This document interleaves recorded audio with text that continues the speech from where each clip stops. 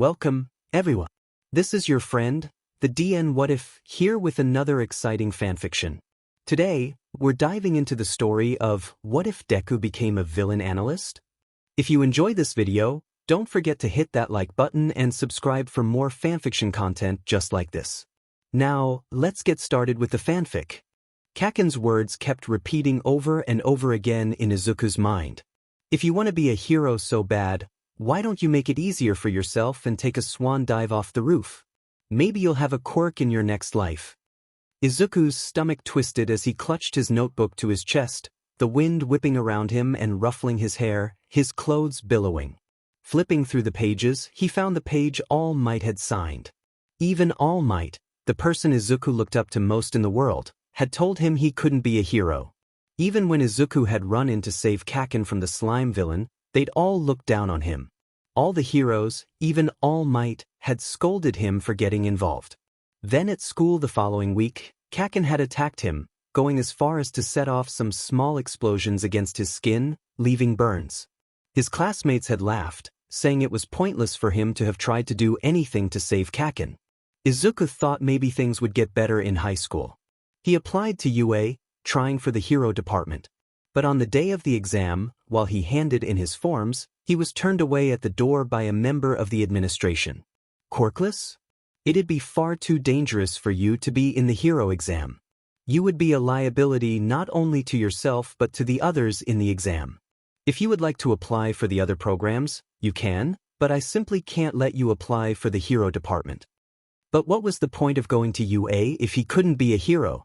So he applied for a school closer to home, hoping that he would be able to stay under the radar and avoid the bullies. Kaken would be going to UA, so maybe the others would leave him alone. On the first day, it became evident that a power vacuum had formed in Kaken's absence. His old cronies were vying for the position of top dog, and the easiest way to do that was to go after Izuku. They picked on him, becoming crueler and crueler to prove themselves. They eventually sorted themselves out and Izuku found himself at the bottom of the pecking order. He was the butt of every joke and the odd man out. At home, it wasn't much better. Not that his mother bullied him, of course. His mother was kind, but she did not understand Izuku sometimes. She couldn't imagine him as a hero. Every time something bad happened at UA, like the USJ attack or the attack at their summer camp, she would remind him about how it was a good thing that he didn't get into his dream school, that it was better that he avoided heroics. Then he would hear her calling Mitsuki Bakugu at night, praising Kaken, saying how it was amazing that Kaken was near the top of his class and how it was amazing that Kaken managed to narrowly avoid being kidnapped at the summer camp. She praised how aggressive Kaken was, not only against the villains during the attacks, but also against his classmates at the sports festival. All Izuku ever heard was how amazing Kaken was and how he was going to be the #1 hero one day. And maybe Kaken could be a good hero, but he wasn't a good person, that much was clear. He needed to grow up before he could be a great hero. Yet he got all the praise and Izuku was looked down on. He was called weak by everyone, if not in words then in actions, like how his mother treated him like he was fragile. And so, after a particularly bad day at school, Izuku took a walk. Somehow, he managed to find himself back at that building where he had spoken to All Might all those months ago. He took one last moment to look at All Might's signature before he went back to flipping through the pages. Izuku kept going until he came to a blank one. Riffling through his backpack, he found a pen and wrote a short note to his mother, telling her he was sorry for everything, before bookmarking the page and putting it into his backpack. He swung the bag onto his back, figuring that the notebook would be safe in there and would be easy to find. Shaking, Izuku stepped up to the edge of the roof and looked down. The ground seemed so far away, the skyscraper towering over everything. If you want to be a hero so bad, why don't you make it easier for yourself and take a swan dive off the roof? Maybe you'll have a quirk in your next life. He took one last deep breath before stepping off. For a moment he felt weightless. Time stood still. Then, the wind picked up, and the ground started to come up to meet him. And then, Izuku realized. He didn't want to die. He'd never wanted to die. He'd made a mistake. Izuku opened his mouth to scream, but before a sound came out, a black void yawned open in the air, swallowing him whole. He slammed into a wooden floor and tumbled across it, slamming into a bar stool. The stool crashed down onto him, adding extra bruises to his body. His backpack burst open and all of his things scattered across the floor, making an even bigger mess. Izuku let out a yelp as he slammed into the side of what he at first thought was a wall, but was actually the side of a bar. "What the F dash? Where'd he come from?" a scratchy, thin voice said. "I thought you opened the warp gate in the middle of the sky," a rough voice chimed in. "What was he doing in midair?" A high giggle cut through the air. "I think he's kind of cute." Everything was blurry and dim as Izuku managed to pry his eyes open. A face came into focus as someone leaned over him, looking down with furrowed, concerned brows over thick-rimmed sunglasses. Shockingly red hair swayed over him as everything finally stopped spinning. "You okay there, kid?" Izuku nodded, taking a shaky breath before trying to speak. Thank you. I think you saved my life." "Magna, give him some space," a rich voice said as footsteps approached. "I have some water here for him." A man knelt next to him and held out a glass of cool water. As Izuku looked over to thank him, he felt his throat tighten in panic. It was Kurogiri, one of the villains from the USJ attack, the one he had seen pictures of on the news. Stifling a scream, Izuku scrambled backwards over the bar stool and plastered himself against the bar. You recognize me. That complicates things." "Shigaraki, send the Nomu out." "We don't need to freak him out even more," Magna said. "You're not the boss of me." "Shut up and do what she says, you crusty but bee," the rough voice said. Izuku glanced past Kurogiri to see that the speaker was a tall man with black hair and a multitude of scars ranging over his body, leaving him disfigured. His body language seemed disinterested, but his sharp blue eyes seemed to catalog everything. Beside him was the infamous leader of the League of Villains, Tamura Shigaraki. The head of the villains was dressed in plain clothes, which weren't all that intimidating really. He looked rather monochrome, except for the bright red shoes on his feet, which looked startlingly similar to Izuku's own. Behind the two men was a massive winged Nomu, its rolling eyes locked on Izuku. Tears welled in Izuku's eyes as he pressed himself even further against the bar and whimpered. "Please. I swear I won't tell anyone. You don't need to kill me, I promise." "Slow your roll, kid," Magna said, taking the water from Kurogiri and coming closer to Izuku to hand it to him. "Let's start from the beginning. Do you have a flight quirk or something? Is that why you were in the air?" Izuku shook his head as he took the water with shaking hands. "Okay, then why were you up there?" the scarred man said as Shigaraki ushered the Nomo from the room. As he came back, he started poking through Izuku's things, which were spread across the floor. "How did we save your life?" said a blonde girl as she skipped into view. It became clear that she was the one with the high-pitched voice that spoke before.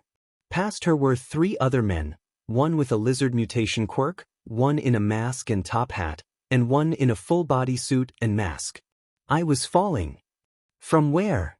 "He didn't fall off anything," Shigaraki said, stepping up to Izuku and holding up his notebook. He'd opened it to the bookmarked page, his suicide note. "He jumped. Kid was trying to kill himself." A look flitted across Magna's face. It was something sad and laced with pity and understanding. "Oh hun, why would you do that?" she asked. "Ugh," Shigaraki said, flipping through the notebook and landing on the page with All Might's signature. "An All Might fanboy, huh? Disgusting."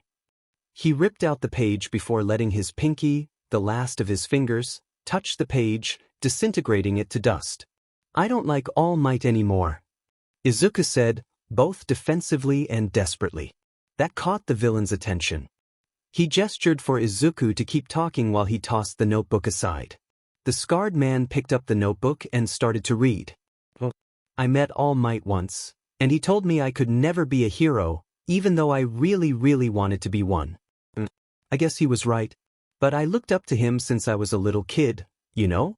Then he just crushed my dream like it was nothing. I don't hate him for it, but I don't really like him either. And he just left me on a rooftop. The rooftop I just jumped off actually. And my friend, or I guess my bully, had told me earlier that day to kill myself by jumping off a roof, and for a second, I thought about doing it. I didn't, which was a good thing, but everything just kept getting worse and worse, and today I guess I finally broke. With a choked-off sob, Izuku buried his face in his hands, bringing his knees up to his chest as he curled in on himself. Magna cooed at him as she settled to sit next to him, wrapping him up in her arms. Shigaraki scoffed. Typical. I wouldn't expect anything less from All Might. He was the one hero that Stain said was true. He has to have some sort of redeeming quality, the lizard man said. The blonde girl glared at him while hissing, "Shut up, spinner. The guy is obviously a deech if he was so mean to this cutie." "Kid, did you write this stuff?" the scarred man asked, still reading from the notebook. Izuku looked up and shyly nodded. "Yeah, that's one of my hero analysis books." "Is that your quirk? Analysis?" He shook his head. "No, I just really like heroes and studying them. Like I said, I wanted to be a hero and I thought if I studied heroes, I could learn to be like them." "These are actually good, kid. Like really good." "Let me see that." Shigaraki snapped, snatching away the notebook. He scanned the pages, his glare slowly morphing to confusion, then excitement. "Not half bad. You must be pretty smart if you were able to write these up. Do you have an intelligence quirk then? Come on, tell me what your quirk is. I'm curious now." Izuku ducked his head, avoiding Shigaraki's gaze. He felt Magna squeeze him ever so slightly tighter. "It's okay, hun. You can tell us your quirk. None of us will judge you for it." I don't have a quirk. I'm quirkless," Izuku said. He immediately closed his eyes and tensed in preparation for the attacks that he knew were coming. Instead, Magna just gave him a little squeeze while the scarred man made an impressed noise. "Wish I was that smart, especially at your age," he said. "When I was 13, I was out just trying to cause trouble." I'm 15. "Oh shit, you're tiny." "Dabi, you're not helping," Magna scolded. "Oh, you're almost the same age as me," the blonde girl said excitedly. "I'm 16 years old. Wait, I didn't tell you my name. I'm Himiko Toga. What's your name?" Izuku hesitated for a moment, unsure if he should tell the group of villains his name, even if they were being surprisingly nice. Before he could make up his mind, Shigaraki flipped the notebook closed and looked at the cover, where Izuku had written his name. Midoriya. Izuku Midoriya. At least that's what this thing says. Yeah, that's my name. I don't mean to be rude, but am I allowed to go home? Like I said, I won't tell anyone I met you guys." "For sure." "No, we have to kill him," the masked man said, contradicting himself. "Don't listen to twice," Magna said. "He doesn't mean it." "I'll make you a deal, Midoriya. I'll let you go, but I want to keep this notebook. And I want you to write down one more analysis for me. Do we have a deal?" Shigaraki asked, holding out the notebook to the small boy. Izuku nodded vigorously. "Yeah, sure. Whatever you want. Who should I write it on?" "Endeavor," Dabi chimed in slightly too quickly. If anyone else noticed, they didn't say anything. Within minutes, Izuku was handing the notebook back, 2 full pages written on Endeavor. "I did an analysis on him a few years back. This is everything I wrote before along with a few recent things I noticed. Is that enough? See, can I go home?" Dabi stepped up behind Shigaraki, who failed to try to wave the other man off, and read the pages over Shigaraki's shoulder. He smiled, his skin pulling on the staples in his face as he reached out to ruffle Izuku's hair. Izuku flinched at first, thinking that he had somehow messed up and was going to be killed for it. When he realized the man was being fairly gentle with him, he froze and stared at the floor, his thoughts racing as he tried to process what was going on. "That's perfect, kid. Toga, help him pick up his sheet. Kurogyri, think you can open up a warp gate to send him home?" Kurogyri nodded. "Yes. Where can I drop you at, young Midoriya? Can you tell me a general area so that I can see if I know any locations near there to open a warp gate to?" "Do you know the Shiba River Park in Mizudafu?" "Yes, I do." Toga scurried over with an armful of papers and books that she helped squeeze back into Izuku's backpack. Once it was zipped up, she helped him to stand on his shaky legs while Magna tutayed over Izuku's dirty school uniform. A warp gate opened and Izuku was ushered through. As it closed behind him, leaving him in the dim park, the street lights just starting to flicker on, Yuku was left wondering quite a few things. Should he believe the League won't come for him eventually, since he was a liability now? Did he make the right choice, handing over all that information on Heroes? And why did he find that he didn't particularly care if what he did was wrong? In the end, he did it to survive. It wasn't like there was anyone out there that would care enough to save him. After all, he was just a quirkless Deku. He was alone in the world. The only person that was going to look out for him was himself. "I have a gift, Sensei," Shigaraki said, his cracked lips twisting into a smile as he held out a notebook. His sensei, the true leader of the League of Villains, pet his head, his eyeless face turned towards the young man. "A notebook, Tamura? Tell me, what is in the notebook?" "It's filled with detailed write-ups on plenty of heroes. When we went to release the Nomu into the city, an NPC fell through. Skinny kid, kinda short. Said he tried to kill himself. I'd hoped he had an interesting quirk to give you, especially after I saw his notebook, but he turned out to be quirkless. Some of the others seemed worried about him and wanting to help solidify their trust in me. I agreed to let the kid go on the condition that he write out one more analysis in the book and leave the thing with me. He gave us more information than I think he realizes." "Well done, Tamura. You were smart to use this opportunity to foster your subordinate's loyalty.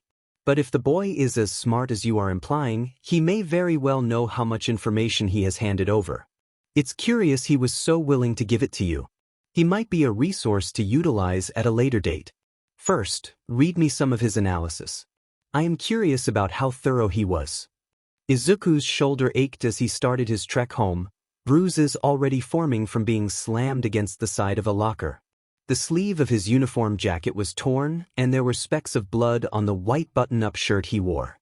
He still clutched a blood-stained tissue in his hand from when he had mopped up his bloody nose. It had been weeks since Izuku's encounter with the League of Villains, and it was like nothing had changed. He went to school, got bullied, and then went home. He kept waiting for his mom to notice the missing notebook, or how quiet he was, or the fact that he hadn't come home until late the night he had tried to kill himself. Yet she never said anything, same as how she never said anything about the bruises, cuts, and burns that had covered his body for years, nor did she comment on his damaged school uniforms. She had simply taught him a few basic stitches so he could mend them. The blood on his clothes had been common enough for him growing up that he had long since learned how to get the stains out. A part of Izuku wondered why he was still so scared of his bullies. After all, he had a run-in with the League of Villains and they were a million times scarier than the kids at school. Yet, the League was also somehow kinder than his bullies. They hadn't hurt him. They hadn't cared about the fact he didn't have a quirk. They had even been impressed with his hero analysis. He'd been checking the news too, and none of the heroes from the notebook he gave them had been hurt, at least not badly. The only thing he had seen on any of the heroes was from when Mount Lady had tried to apprehend the League. Izuku had written that due to her being unable to be any other size between her largest or her normal size, meaning that the best way to counteract her was to lead her into a smaller space where she wouldn't be able to use her quirk. With her high ambitions and desire to reach the top, she would be mindful to minimize the destruction of public property so that her ratings wouldn't take a hit. When she had gone after the League, they had dodged into some back alleys. She wasn't able to follow them without deactivating her quirk, and they were far too dangerous to go after without a quirk. The League had managed to escape, avoiding her easily. Izuku kept walking, mulling this over, and not particularly paying attention to what was going on around him. "Deku! Hey, Deku!" someone called just as a hand came down on his injured shoulder, squeezing it painfully tight. Izuku yelped, trying to twist out of the bully's grip. The bully gave him a shove, sending him into the wall of a nearby building. "What are you mumbling about now, huh, Deku?" "And nothing. Can you please just let me go home? Please?" The bully laughed. Listen to you beg. You sound like you're about to cry. Hold still, I'll give you something to actually cry about." He pulled his fist back, preparing to punch Izuku square in the face when a shadow fell over them. Someone grabbed the boy's arm and yanked him away, freeing Izuku. The bully started to protest, but his words died in his throat when he saw who was looming over him. "Can't believe they call me a villain when scum like you are walking around, Dobby drawled, tightening his grip on the boy's wrist, his skin slowly starting to heat. The bully looked panicked as he desperately tried to twist his arm away. At least I attack people who deserve it. What the hell did this kid ever do to you? He's just a quirkless loser we all mess with. It's not a big deal. Yeah? What's your quirk, tough guy? Got something real fancy and flashy?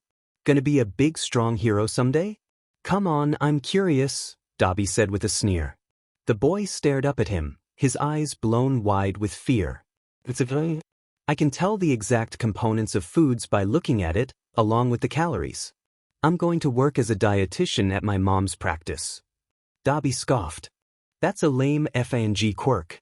With enough research, anyone could do that. Now, lucky for you, I'm not a fan of killing kids, so I'll let you go for now. But if I see you causing trouble again... Dobby paused and raised his other hand, a small blue flame flickering to life. Well, let's just say I have no problem hurting kids.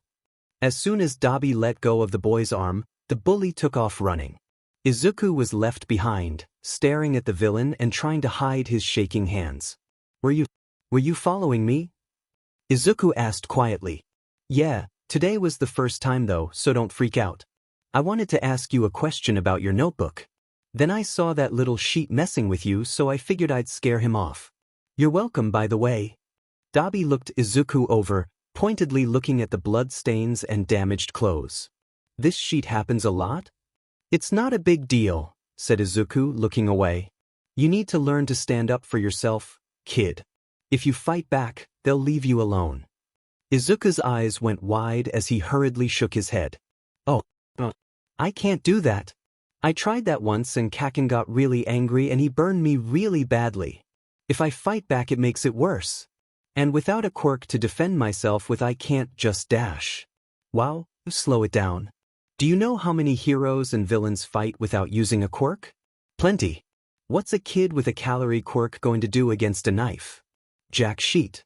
You just need to learn to fight. But that's not why I'm here. Your notebook was labeled as volume. Do you really have 12 others? Izuku tentatively nodded. Nice. Let me know if you ever want to sell those. Especially if you have any more thoughts on Endeavor, I'll pay. And with that, the tall, scarred man slipped back into the alley beside them and disappeared into the shadows. After his run-in with Dobby, Izuku took to checking over his shoulder wherever he went. He wasn't particularly scared that Dobby would show up to hurt him, but he didn't love the idea of being followed without his knowledge. It wasn't until 2 weeks later that he noticed some movement, someone tailing him. He made a few turns, leading them to a more deserted area, before ducking onto a quiet side street. Once he was sure no one else was around, he cleared his throat. Dobby, is that you? Are you following me again? The slight scuff of shoes against brick caught Izuku's attention. He glanced up and saw the blonde girl, Toga, scrambling off the edge of a roof and onto a fire escape. From there, she clambered down to the ground. With a skip in her step, she approached Izuku. Her smile seemed sharp and looked dangerous, especially with her fangs flashing in the low light of the setting sun. How'd you know I was there, Izukuin? That caught Izuku off guard. Where did the nickname come from? Ever since Dobby talked to me the other day, I've been keeping an eye out. I thought you were him. Can I ask why you're following me? Izuku asked nervously. Dobby told me he saw you get bullied and some of us didn't like it. I fight without using a quirk, so I'm the best one to teach you. Wait, what? Here. Toga excitedly shoved the handle of a knife into his hand. You can keep this one. It's really sharp and will work super well. There's a park up the street that usually doesn't have too many people in it, so we can go there. By the way, I really like your shoes. Red is such a good color on you. At least 3 times a week for a month straight, Toga would find Izuku on his way home and work with him for hours on how to fight. After she realized how little he knew, she started him on basic self-defense and movements. From there, she started teaching him how to use the knife she gave him. Slowly, she became a normal part of his life and he found himself looking forward to working out with her. Sure, sometimes she slipped up and would give him a little cut, but she couldn't help it. It was in her quirk's nature for her to have an interest in blood. It was like if someone had a strength-enhancing quirk, they would naturally be prone to building muscle. Her desire to see and consume blood was just another part of her quirk. Izuku just had to be careful to quickly clean up his blood so that she didn't get too distracted by it. One day, when Toga showed up to train him, she had Magna with her. Immediately, Izuku got nervous.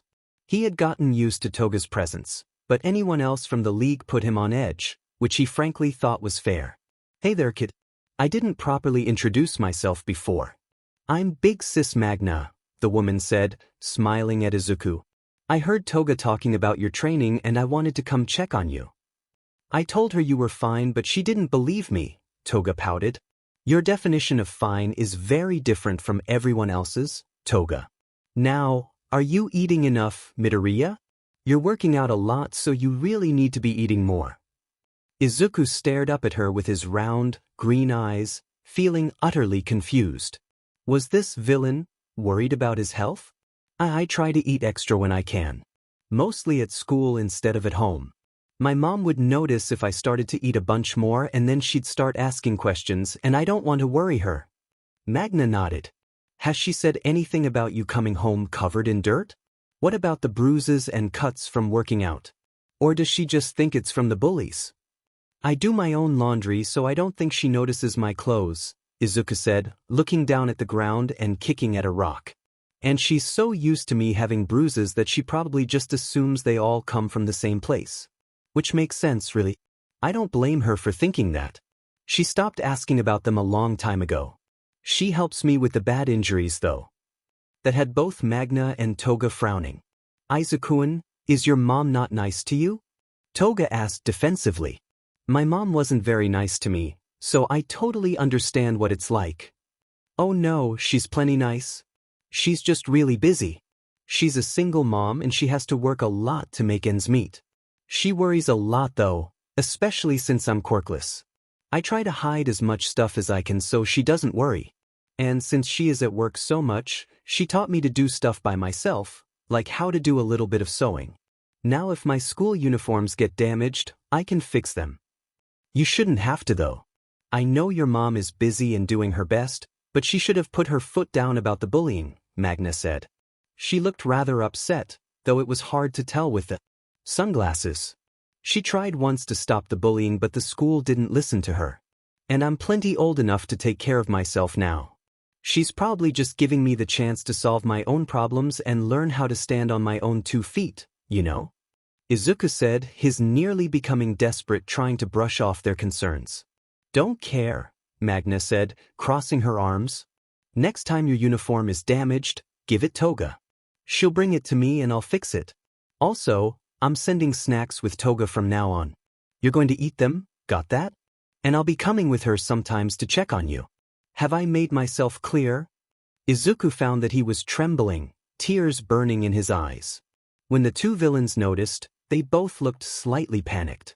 Before either could say anything, Izuku gave a broken sob and spoke. Why are you guys being so nice to me? I don't get it. I'm just a useless, quirkless Deku. The only person who has ever been nice to me was my mom and that's because she has to. I don't get it.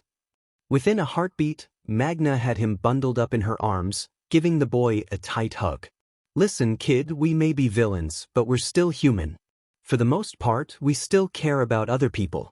Dabi is hit or miss on that and Shigaraki definitely doesn't, but the rest of us do have hearts. That means when I see a scrawny boy in dirty clothes covered in bruises and scars, I'm going to worry about him. So just let us help when we can, okay? We'll do what we can to help and we'll keep you out of the stuff we get into. Yeah, exactly. Toga said excitedly. Just avoid Shigi and you'll be fine. Izuku and Toga continued training together. She had even taken to bringing him to rooftops to learn some basic parkour. There were a few scares, where he nearly didn't make the jumps, but Toga was surprisingly fast and would always manage to grab his arm, keeping him from falling. Every time that she would pull him back onto the roof, they'd collapse in a heap, giggling and laughing together. The pair ducked and weaved through the streets, passing unseen. And slowly, as they grew closer as friends, Izuku's confidence slowly grew as well. On days where Toga didn't train him, Izuku would go out by himself. He'd travel the city, finding new ways to get from location to location. Eventually, he'd settle himself somewhere quiet to finish off any homework he didn't get done at school.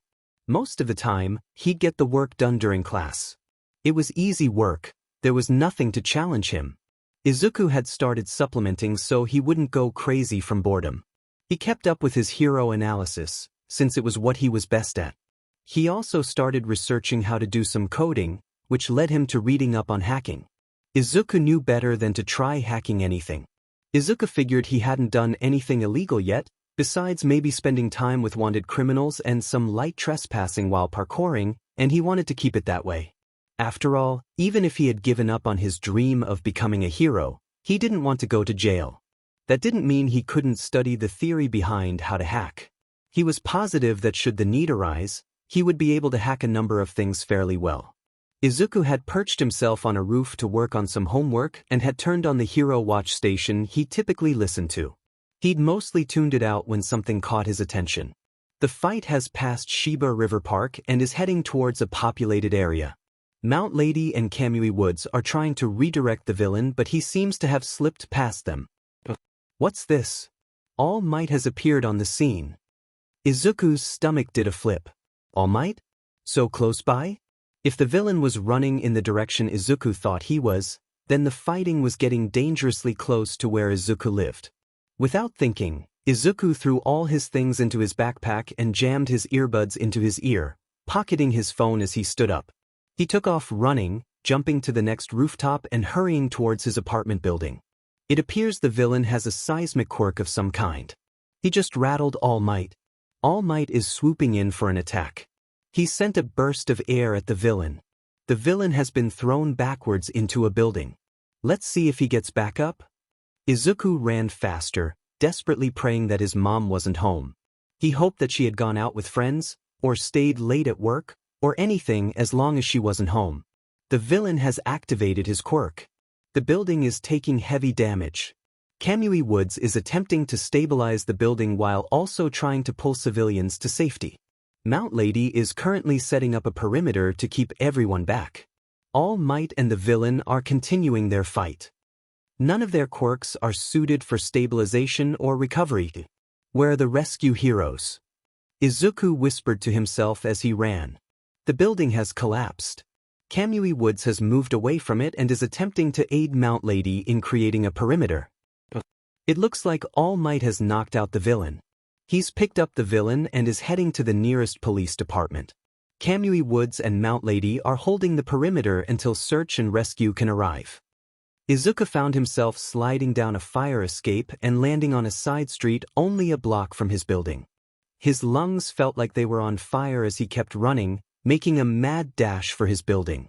When he finally turned the corner onto his street, it was like the air had been knocked from him. His knees shook and he thought he was going to puke. It was his building. It was destroyed. There was no more than a pile of rubble and smoke. Izuku fished his phone out of his pocket and dialed his mom's number. It went straight to voicemail. He tried calling her work. It took 2 tries, but the person to finally pick up said that Izuku's mom had gone home, stating that she was planning to have a quiet night in. Looking around, Izuku couldn't see his mom anywhere. Stifling a broken sob, he made to run again, this time towards the decimated remains of his building in a mad attempt to find his mom. As he went to take a step, a hand came down on his arm, tightly squeezing his bicep. With a harsh pull, Izuku was thrown backwards into the stranger's narrow chest. The grip on his arm was released only for a thin arm to wrap around him, holding him against their body. Izuku tried to struggle, but it didn't seem to do much good. He was forcibly yanked into an alley and thrown against the wall beside a dumpster. "Let me go. I need to find my mom." Izuku sobbed, continuing his struggles. "Shut it, genius boy," a raspy voice hissed. Finally getting his eyes to focus, Izuku saw that the man to grab him was none other than Shigaraki, the leader of the League of Villains. Shigaraki wore a black sweatshirt, the hood pulled up to shield his face. He was careful to keep his pinkies raised as he gripped Izuku's shoulders, steadying him. "She's gone, Midoriya. She's gone. There's nothing you can do. She might still be alive, you don't know. What are you even doing here?" I was in the area scoping out heroes. That doesn't matter right now. She is not alive. We both know that. It wasn't your fault. Hell, it isn't even that weak NPC villain's fault. The heroes are to blame. They drove him this direction. They threw him into your building. They were the ones who let the whole building crumble. There is nothing you can do, not with your current skill set. If you want to do something, you'll need to level up. Izuku frowned, rubbing at his eyes. Level up. As of right now, your options are either you go stay with your dad, wherever he is, or you go into foster care. But you have a third option if you're willing to take a chance. You can come with me. Join the league. I can't do that. Why not? You already spend most of your time with league members. We've been nicer to you than anyone else in your life. Shigaraki paused and let his eyes skim over Izuku, taking him in. I'm not saying I'd be sending you out to fight heroes. At least not right off the bat. Not until you were ready. I'm saying you come back with me now, you have a safe place to stay, and we help teach you, help you level up. What do you say, kid? Ready for people to actually give a shit about you? Izuku sniffled. I won't have to go fight? You guys would keep me safe. Just, we'll take care of you. Protect you. We'll be better to you than anyone else ever will be. Think about it, Midoriya. If you were moved away, you'd never see Toga or Magna again. You'd be alone. Completely and truly alone. Who knows where you would end up, or who you'd end up living with. Slowly, Izuku found himself nodding along with Shigaraki's words. I don't know exactly where my dad is, and if no one can contact him, I'd end up in foster care. Things could end up really bad for me there, right? Since I'm quirkless? Shigaraki's lips twitched, though it was hard to tell if he was suppressing a frown or a smile. Exactly. Yeah, I'll go with you. At least for now, until I figure things out. You've returned, Tamura, All for One said, smiling at Shigaraki as the younger man entered the room. The plan worked, sensei. I dropped little hints to Dabi to get him to seek out the boy. Then he let slip to Toga, just as I thought he would.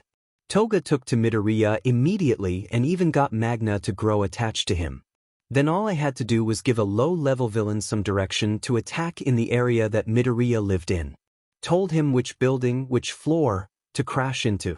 He collapsed the whole thing though. It was perfect. And now we have Midoriya. It's only a matter of time before his stats are boosted enough that he can be of use. You did well, my boy. Keep cultivating these relationships. The stronger and more loyal your followers, the stronger you are. Class 1A were in their first class of the day when Bakugu's phone rang. Aizawa glanced up from the notes he was lecturing from to glare at the student. Phones are supposed to be on silent, Bakugu. You know this. It was on silent, Bakugu grumbled, yanking his phone out of his pocket. Only my mom's number is set up to ring. Bakuga looked at the screen and found he was right. It was his mother. After the incident at the summer camp, they agreed to have their phones set up so that even if their phones are on silent, if they called each other, it would ring. That way, if there was an emergency, they could reach each other no matter what. Sir, I need to take this, Bakuga said. Put it on speaker. I want to know what is so important that she is willing to interrupt our class. It was easier to just do as he was told rather than argue. In the end, Bakugu was getting what he wanted and that was all that mattered. He quickly swiped his finger across the screen to answer the call. Mom? What's the issue? He was met with muffled sobs. Katsuki, did you hear about the villain attack last night in our neighborhood? Everyone in the class froze, even Aizawa.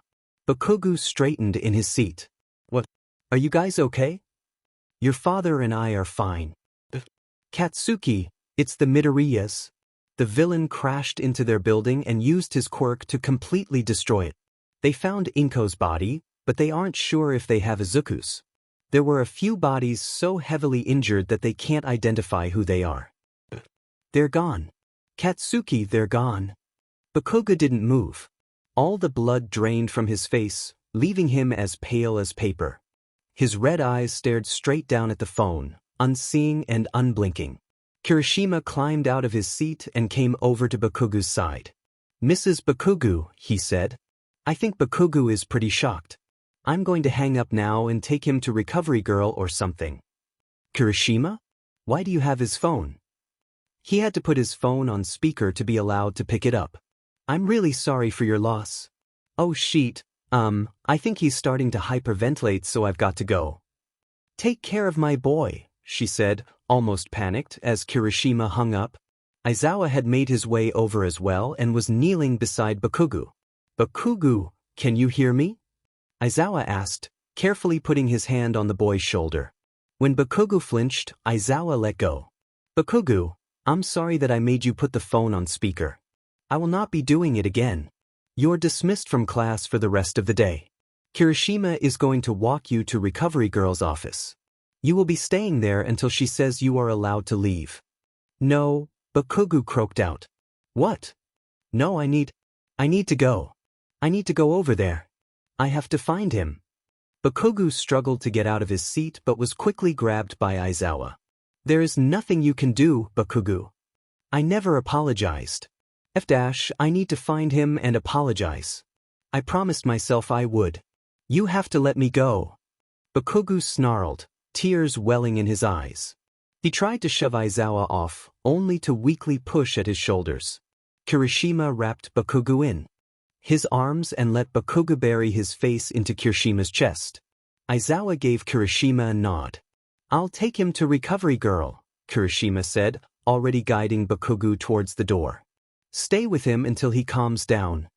We can share a room, Izuku-in. Toga excitedly said, dragging Izuku through the hideout, showing him around. He stumbled along behind her, trying not to giggle at her antics as they finally settled in the living room. Magna, Spinner, and Compress were all lounging and watching TV. We'll have to get you a bed or something, but there should be room. Oh, maybe we can get a bunk bed. That would be so fun. And sharing a room with me will be a lot better than sharing with Dabi or Twice or any of the others. Give the kid a chance to breathe, Toga, Magna scolded. You're going to need a villain name too. Unless you want to use your real name, like me, Toga continued. Izuku awkwardly rubbed at the back of his head. I don't know how much villain work I'll really be doing since I'm still not great at fighting. I've been getting better with my computer skills though, so maybe I can choose a hacker name. If I end up helping you guys with a mission or something, we can just stick with that name, I guess. Hacker name, villain name, not much of a difference, Spinner scoffed. Hush, Magna said, swatting at his leg. I think it's a good idea. What were you thinking, Midoriya? Well, I was thinking about using Deku. This friend I had as a kid called me that to call me useless and make fun of me for being quirkless, but I want to take it back, you know? Reclaim it. Toga squealed, clapping her hands together excitedly. It's so cute. I love it. Spinner leaned forward in his seat. All right then, show me what you can do with a computer? I'm curious. Izuku, newly coined as Deku, sat down next to Spinner and pulled his laptop from his backpack. With a few keystrokes, Deku had the computer booted up and had the Wi-Fi pinging through various satellites, hiding his actual location. Okay, I'm set up. What would you like me to hack? The CCTV cameras in Hosu City, Spinner said, the answer immediate. I want to see the hero killer, Stain, on his last night as a free man. Deku nodded. Yeah, I can do that. Hold on. It only took him a moment to find the footage, even though it was older. He pulled it up and set it to run. There was no sound, but they were able to see a teenager, probably near Deku's age, enter the alley as Stain made a move to kill a hero. The teenager's hero costume was similar to Ingenium's, making Deku wonder if the boy looked up to the retired hero. The pair talked for a moment before the teenager lunged at Stain. The boy's leg came around to kick at Stain's head, only for Stain to dodge and nick the boy with a blade. Stain quickly licked up the blood from the blade and the teenager went still. He collapsed to the ground, completely unable to move. Stain seemed to monologue before approaching the immobilized pro-hero, who Deku then realized was native, and stabbed the hero through the heart. The hero shuddered before falling limp, dead. Stain continued to monologue, circling the boy. The teen yelled something that seemed to PSS Stain off. With a snarl, Stain lunged and slashed his blade at the boy's face, leaving a weeping gash from his forehead, across the bridge of his nose, and down his cheek. The boy screamed in pain, though his body didn't flinch, since he was still paralyzed. As Stain raised his sword to drive it through the boy's chest, a blast of flames shot out from off-camera, catching Stain in the chest and sending him flying backwards. Another teen came running on screen. This one piqued Deku's interest. The new teen had bicolor hair. Half was red and half was white. His hero suit was rather plain, at least compared to others. It was just a blue jumpsuit with some white detailing and a belt. The boy stood over the other teen, shielding him from Stain. His face was rather intense. There was almost a hidden anger behind his expression. He looked almost familiar. That's the Todoroki kid. Endeavor's son, Spinner hissed, eyes narrowing. That was when Deku realized where he had seen the other boy before, the sports festival. He and Kaken had fought each other. Kaken had beaten him, but hadn't seemed particularly happy about it. Back then, Todoroki had only used ice, though the commentator had said the boy had a half-hot, half-cold quirk. Deku had been curious back then what that had meant, and now he had his answer. Todoroki could also wield fire. Stain snarled something at Todoroki and made to lunge again, only to be struck with a blast of ice that sent him backwards again. The wounded boy on the ground was shouting again, though neither Todoroki nor Stain responded.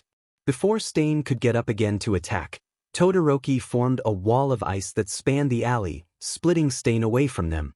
As soon as the wall was up, Todoroki was trying to lift the other boy from the ground, quickly trying to make his exit. Just as he got to the entrance of the alley, Stain leapt to the top of the ice wall and threw a knife at the two teens. The other boy seemed to have regained mobility and swung his arm up, shielding Todoroki and allowing the knife to sink into his arm. He gave a scream, but it gave Todoroki a chance to turn around and send a blast of flames at Stain. It struck him in the chest and knocked him backwards off the wall of ice. The pair of boys hurried off camera, drops of blood leaving a trail behind them. Just as Stain managed to climb back to the top of the ice, a massive wave of fire ripped through the alley, completely melting the ice and burning Stain. Endeavor stepped into view, flames lighting up his arms. Another burst of flames shot up, frying the camera. Spinner and Deku were left looking at a blank screen. After a beat, Deku closed the laptop. "That's it, I think," Deku said, slipping his laptop back into his bag. "Children," Spinner whispered. "Children defeated Stain." No, they didn't defeat him. They evaded him. They fought back just enough to escape. Deku paused, ping his head for a moment as his mind began to race. The situation would have been vastly different if Native hadn't been killed. With that two-toned hair boy, Todoroki, being the only one mobile, it would have been impossible for him to keep Stain back and get both of the others out of there. With Native dead and the only other person in the alley being the other student, Todoroki only had two choices: take on Stain alone or get the boy to safety. He made the right choice, in my opinion. There is no way Todoroki could have defeated Stain alone. If Stain got a hold of any of Todoroki's blood, then all of them would be dead. Spinner glared at him. "Are you taking that boy's side?" Deku's eyes went wide as he frantically shook his head. "No. I'm not taking anyone's side. I'm just, analyzing the fight and stuff." "Cut him some slack, Spinner.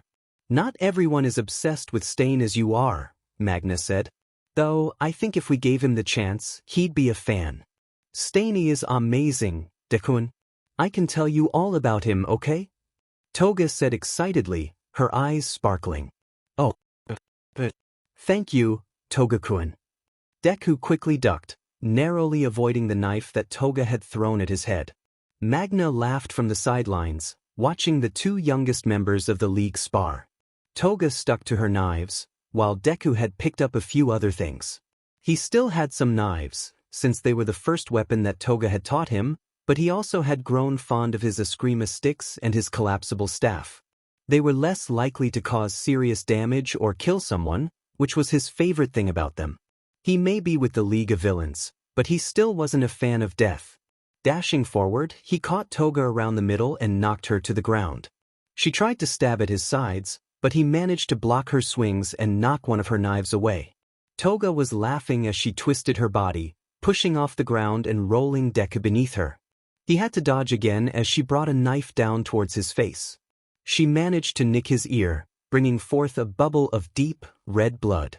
Her eyes were drawn to it, and for just a moment, she faltered. Just as Deku had planned.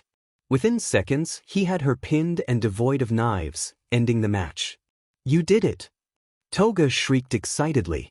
"You finally beat me." "It was bound to happen eventually, Toga," he said with a laugh. "Good job, kid." Magna shouted.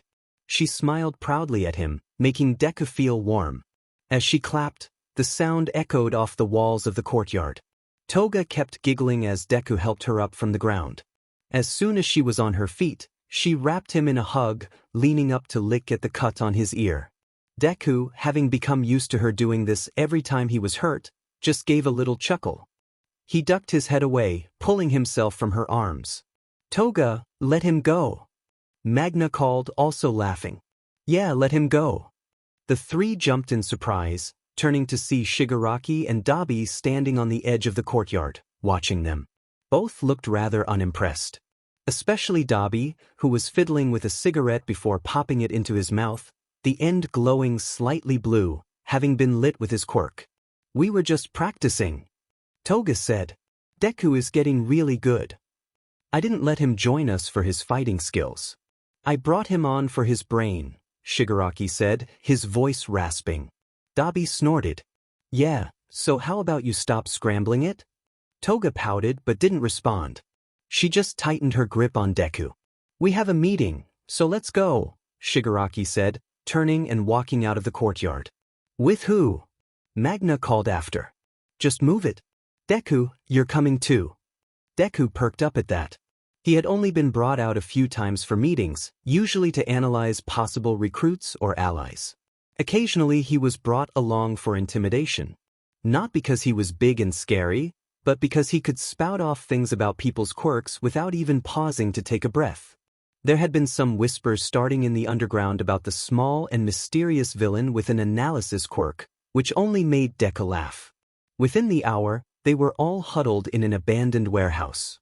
They each found a place to hunker down, most of them distancing themselves from one another. Plenty of members of the League were friends, and they managed to get along when it counted, but they hardly called themselves close. Toga, Deku, and Magna considered each other good friends, and Toga was fairly close with Twice. She also had a bond with Dabi, since they joined that league at the same time. Mostly, Dabi just kept an eye on Toga occasionally, and Toga would help him with his staples when they got messed up. Spinner and Shigaraki seemed to get along, since the pair played video games together. And then Kurogiri acted like dad to them all, making sure they ate and slept on schedule. Mr. Compress and Magna also got along well. So well in fact that Toga was convinced that Compress had a crush on Magna. Anytime Deku and Toga brought it up to her, she brushed them off with a slight smile. Deku and Toga had climbed up on some old wooden crates and were lounging together. Toga had her legs dangling over the edge of the crate, kicking her feet happily. Deku had his legs drawn up and he was curled in on himself, his years of being bullied having trained him not to draw attention to himself, even if he did have a reputation by now that kept people from messing with him. He fiddled with his mask, trying to get it to sit comfortably on his face. He and Toga had designed his villain costume together for when he was dragged along to meetings. When he wasn't going to meetings to creep people out, he stayed in the base doing work behind the scenes. He'd hacked a few things for them and wrote out some more hero analysis too. He had also written up analysis for each of the league members to help them better develop their skills. It had especially helped Toga, who had never been told before that her interest in blood was natural for her quirk type. All her life, she had heard that her love for blood, both the taste and look, was evil. That she herself was evil for loving it. Deku sat down and explained how it was a natural side effect of her quirk, something that anyone with a blood quirk experienced to varying degrees, including Stain and Vlad King. He assured her that there was nothing wrong with her and that he would never judge her for her interest. Deku even went as far as to offer to let her have tastes of his blood whenever she really needed some. Her confidence skyrocketed and she was far less nervous about talking to new recruits.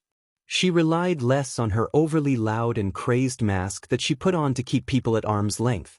Toga even let Deku and Magna see her more vulnerable side. That's not to say she wasn't still unbalanced. She was still Toga, after all. It was just a part of who she was. While designing Deku's villain costume, they took into account that people were going to assume he had a quirk. That was fine with them. They'd never guess the truth. Especially not when they used support items to make it seem like he had a quirk. First, they designed some steel-lined boots for him. The soles and toes were steel, meaning when he kicked, it would cause more damage. Toga had wanted to add spikes, but Deku managed to talk her out of it. He had agreed to them being red though. Since he was quirkless, he had the extra toe joint, which made it hard to squeeze his feet into normal shoes.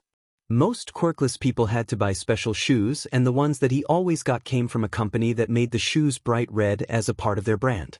Deku hadn't liked the color at first, but the brand was affordable while still being comfortable, so he wore them. Eventually, he had grown to like the color. Making shoes for Deku would have been troublesome, so it was easier to have existing ones modified to fit his needs. He had gotten his hands on the ones he wanted and made the modifications himself. They also designed matching fingerless gloves that had steel built into the knuckles.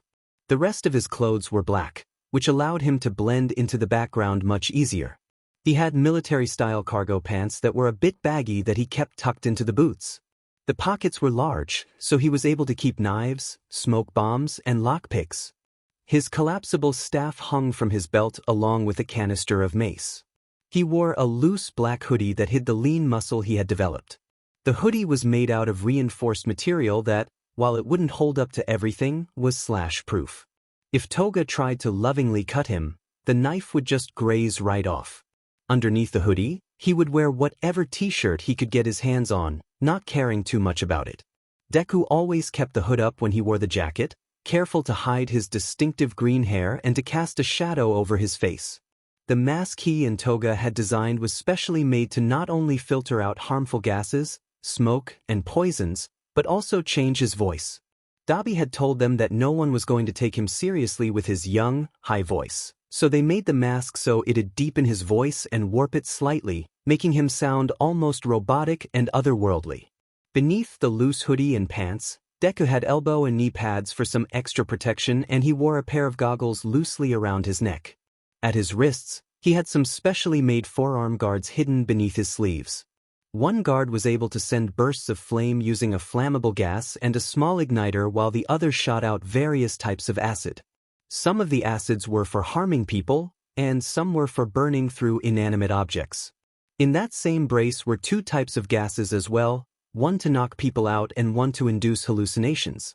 Lastly, he had his Eskrima sticks in a holster strapped to his back. He kept them within easy reach, since he favored them out of all his weapons. They were made out of black carbon fiber, same as the rest of his weapons. They also were equipped to electrocute people if Deku pressed a small button on the handles. Depending on the settling, it would be enough to mildly shock them, or completely knock them out. The gear would have cost the League a pretty penny if it hadn't been for Deku offering his services to Jiren in exchange. He'd compiled a list of possible customers and subcontractors for Jiren to explore, along with details about their quirks. A truly invaluable bit of information.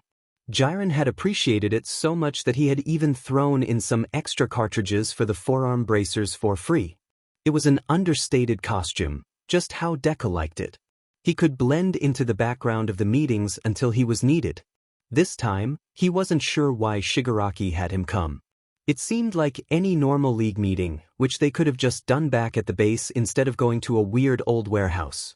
That is, until Twice arrived with another man. The new man would be rather plain-looking with his pale skin and brown hair, if it wasn't for his clothes.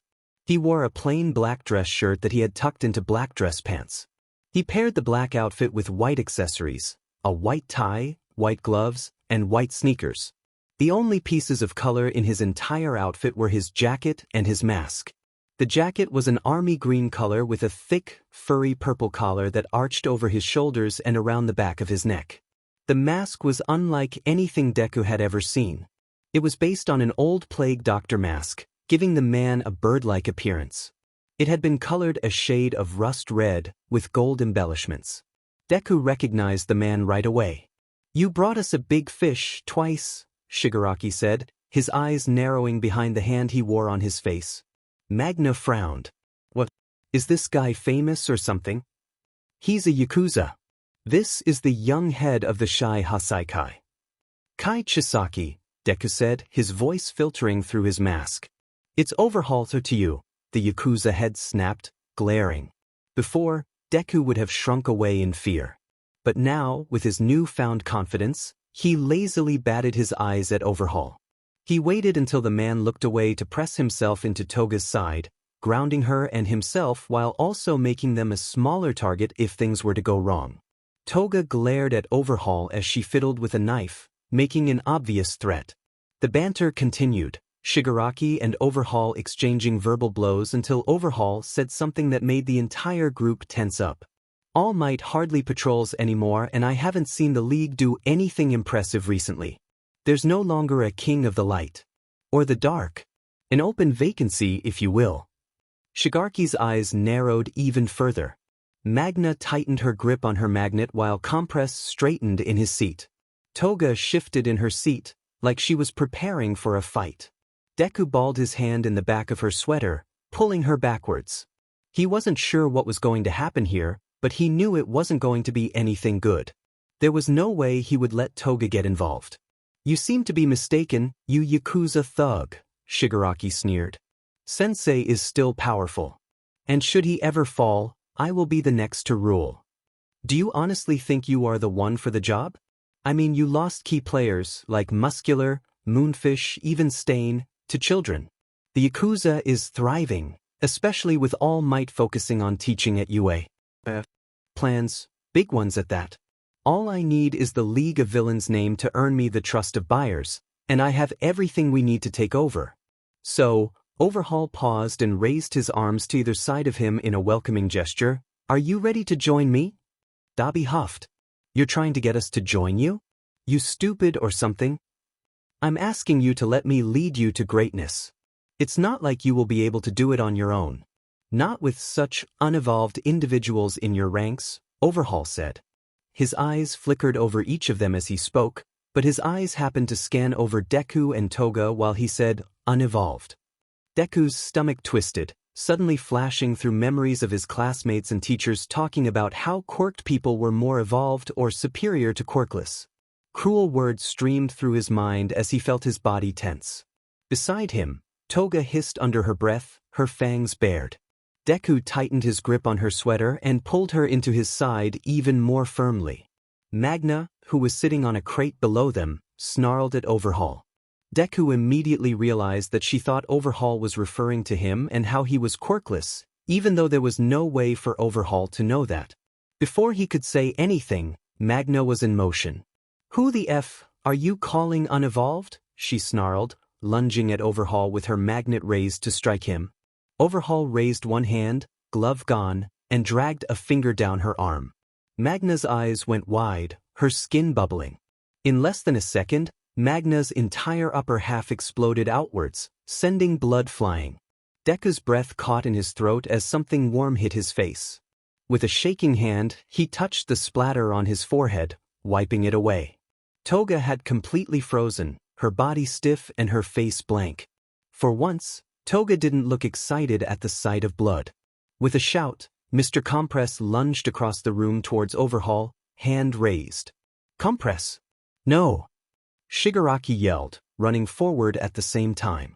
Overhaul swiped at Compress' arm, and within a blink of an eye, the arm was gone. Compress collapsed, blood spilling across the floor. Shigaraki reached a hand out, all 5 fingers splayed and ready to decay the other man.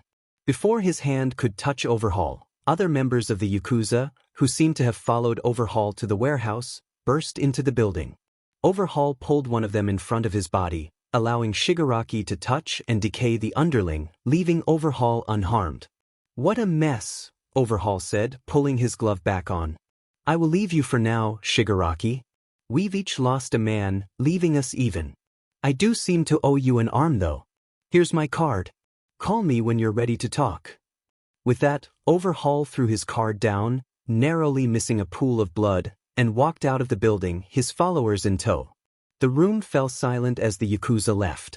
Slowly, Toga climbed off the crate and approached Magna's magnet, staring at the blood with a dark expression. Deku scrambled after her, his hand reaching out to take hers.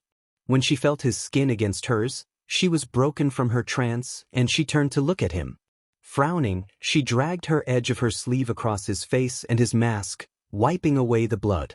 "I don't think I like you in red anymore," Toga said, her voice thick. Deku wiped her face clean too, tears threatening to spill over his cheeks. He didn't try to speak, his throat too tight to form words. "It's my fault," Twice stuttered. "I shouldn't have brought him here." "No. You shouldn't have," Dobby snapped. He walked past the grief-stricken man to crouch next to Compress. A blue flame lit on his hand and he pressed it to the stub of Compress' arm. The smell of burning flesh filled the room, making Toga wrinkle her nose. Deku was lucky in that the scent was filtered out through his mask, but the sight of Dobby cauterizing the wound was enough to make his stomach rebel. He had to fight the urge to throw up. This was wrong. All wrong. How'd he get the jump on us? Shigaraki growled as he pulled the hand from his face. "Deku, Toga, I want you two to carry Compress. We need to take him to the doctor. I'll call Kurogyari to open a warp gate. Twice, you and Dobby are in charge of taking care of Magna's body. Try to get this place cleaned up too. Don't need to leave evidence that we were here for the heroes to find." "What are we supposed to do with her body?" Shigaraki fixed Twice with a harsh glare. "Dobby has a fire quirk. Figure it out." Deku hurried over to Mr. Compress and lifted him off the ground. With how much he'd been working out, it was easy for him to pull Compress across his shoulders into a fireman's carry. Toga picked up Magna's magnet, cradling it as one would hold a baby. A swirling purple warp gate opened and the group walked through, much more somber than they typically would be. Deku and Toga were settled into one chair together in the corner of the laboratory. It was a tight squeeze, but the pair were both so small and thin that they managed to wedge themselves in. The Nomu floating in their tanks lined the rooms, their wide eyes unseeing as they stared out. Deku kept glancing over at the nearest one, feeling almost as if he was being watched. Dr. Ujiko was flitting around the operation table that he'd set up in the center of the room. Compress was laid out on it, stripped from the waist up and devoid of his mask and hat. The charred skin of his shoulders slowly being cut away, leaving freshly opened wounds behind. The new robotic arm would be grafted onto the newly exposed nerves, allowing Compress to have full range of motion. "Deku, my boy, go collect the parts one need for the arm. You know where they are, correct?" Deku nodded at the doctor and hurried over to the workstation laden with various pieces of machinery. It took a few moments to find all the pieces he needed, but eventually he found everything. He stood by the doctor and started to piece together the arm, preparing it to be attached. "Very good, I always knew you would grow up to be a clever one, even when you were little," Ujiko said, referencing when he used to pose as Dr. Tsubasa and had diagnosed Deku as Quirkless. "You understood everything I was telling you at just 5 years old. Understood it all faster than your mother did. Like I said, a clever one you are." "Is he going to be okay?" Deku asked, nodding his head towards Mr. Compress. "He should be fine. Once I have the arm attached, I will put him on N4 to get his fluids up and to give him some blood. He'll be right as rain in no time." Toga sniffed at the air before tentatively climbing from her seat. "I think I can smell something weird. An infection maybe. You're going to need to give him antibiotics," she said, nodding towards Compress. "Oh yes, that doesn't surprise me. The warehouse you were all in was hardly clean and neither is my lab. This is a place for experimentation, not surgery. You would all do well to remember that." "Not exactly our fault this happened," Deku said, leveling Ujiko with a glare. "It's that a-hole overhaul's fault." "Oh, what is this?" Ujiko laughed. "Curse words from young Midoriya? I never thought I would see the day. I don't go by that name anymore and you know it. Tell me, did you pick up that language from Toga?" "No, she hardly seems the one to curse that often." "Was it from Dobby then? Perhaps it was from that little friend of yours. What was his name?" "Bakugu." Deku didn't respond, but from the way he forcefully fitted together some pieces for the arm, it was obvious that Ujiko had struck a nerve. "Young Bakugu goes to UA now, doesn't he? Quite a prestigious school. I am sure the teachers there love his quirk, just as they did at your middle school." When Ujiko saw the slight confusion on Deku's face, he smiled. Did you not think I kept an eye on him? I kept an eye on all my past patients. The interesting ones, that is. The ones with flashy, useful quirks. Or ones like you with no quirks. I was always curious about what would happen if we were to give you a quirk, Deku. I discussed with Shigaraki and our master about using quirkless patients, and there was some interest there. Have you ever considered Dash? Deku cut him off with an ominous growl, his head hung low but his eyes glaring upwards, making direct contact with Ujiko's. Touch him or me with any of your experiments, and you will regret it. Protective of Bakugo, are we? No. I'd just rather not see his ugly but face around here. Shouldn't you be focusing on compress? Think long and hard before deciding whether you will be taking on a work study, Aizawa said, eyeing each of his students carefully to gauge their interest. Many of them looked excited, nearly bouncing in their seats. Unsurprisingly, Bakugo looked downright bored. His eyes were dark, the bags under his eyes more pronounced than Aizawa would have liked to see. Ever since the call Bakugo had received during class, the boy had been nearly emotionless. Aizawa had forced the boy to start having sessions with Hound Dog to help with whatever depression the boy was going through, but it hadn't seemed to help much yet. It had only been a couple months, but Aizawa had been hoping for some sort of improvement by now. The only times Bakugo seemed to have any sort of reaction were when he got aggressive during sparring or when Kirishima managed to pry a rare smile from the other boy. If you have any questions, speak to me after class. You're all dismissed for lunch. The majority of the kids scrambled up, gathering their things in a hurry. Bakugo was slow, as had become normal, and Kirishima hovered over him, talking animatedly. One student caught Aizawa's attention though, Shinso. Shinso typically stuck close to Todoroki, the two having formed some sort of odd bond as two of the quietest, possibly shyest in the class. The two seemed to eat lunch and work well with Ida and Uraraka, but for the most part they kept to themselves. Today though, Shinso waved Todoroki on ahead. As the last of the students filed out, Aizawa and Shinso were left alone. Is there something I can help you with? You vouched for me and got me into the heroics program. That caught Aizawa by surprise. It was nearly enough to even get a reaction out of him. He didn't think that the young boy had known about that.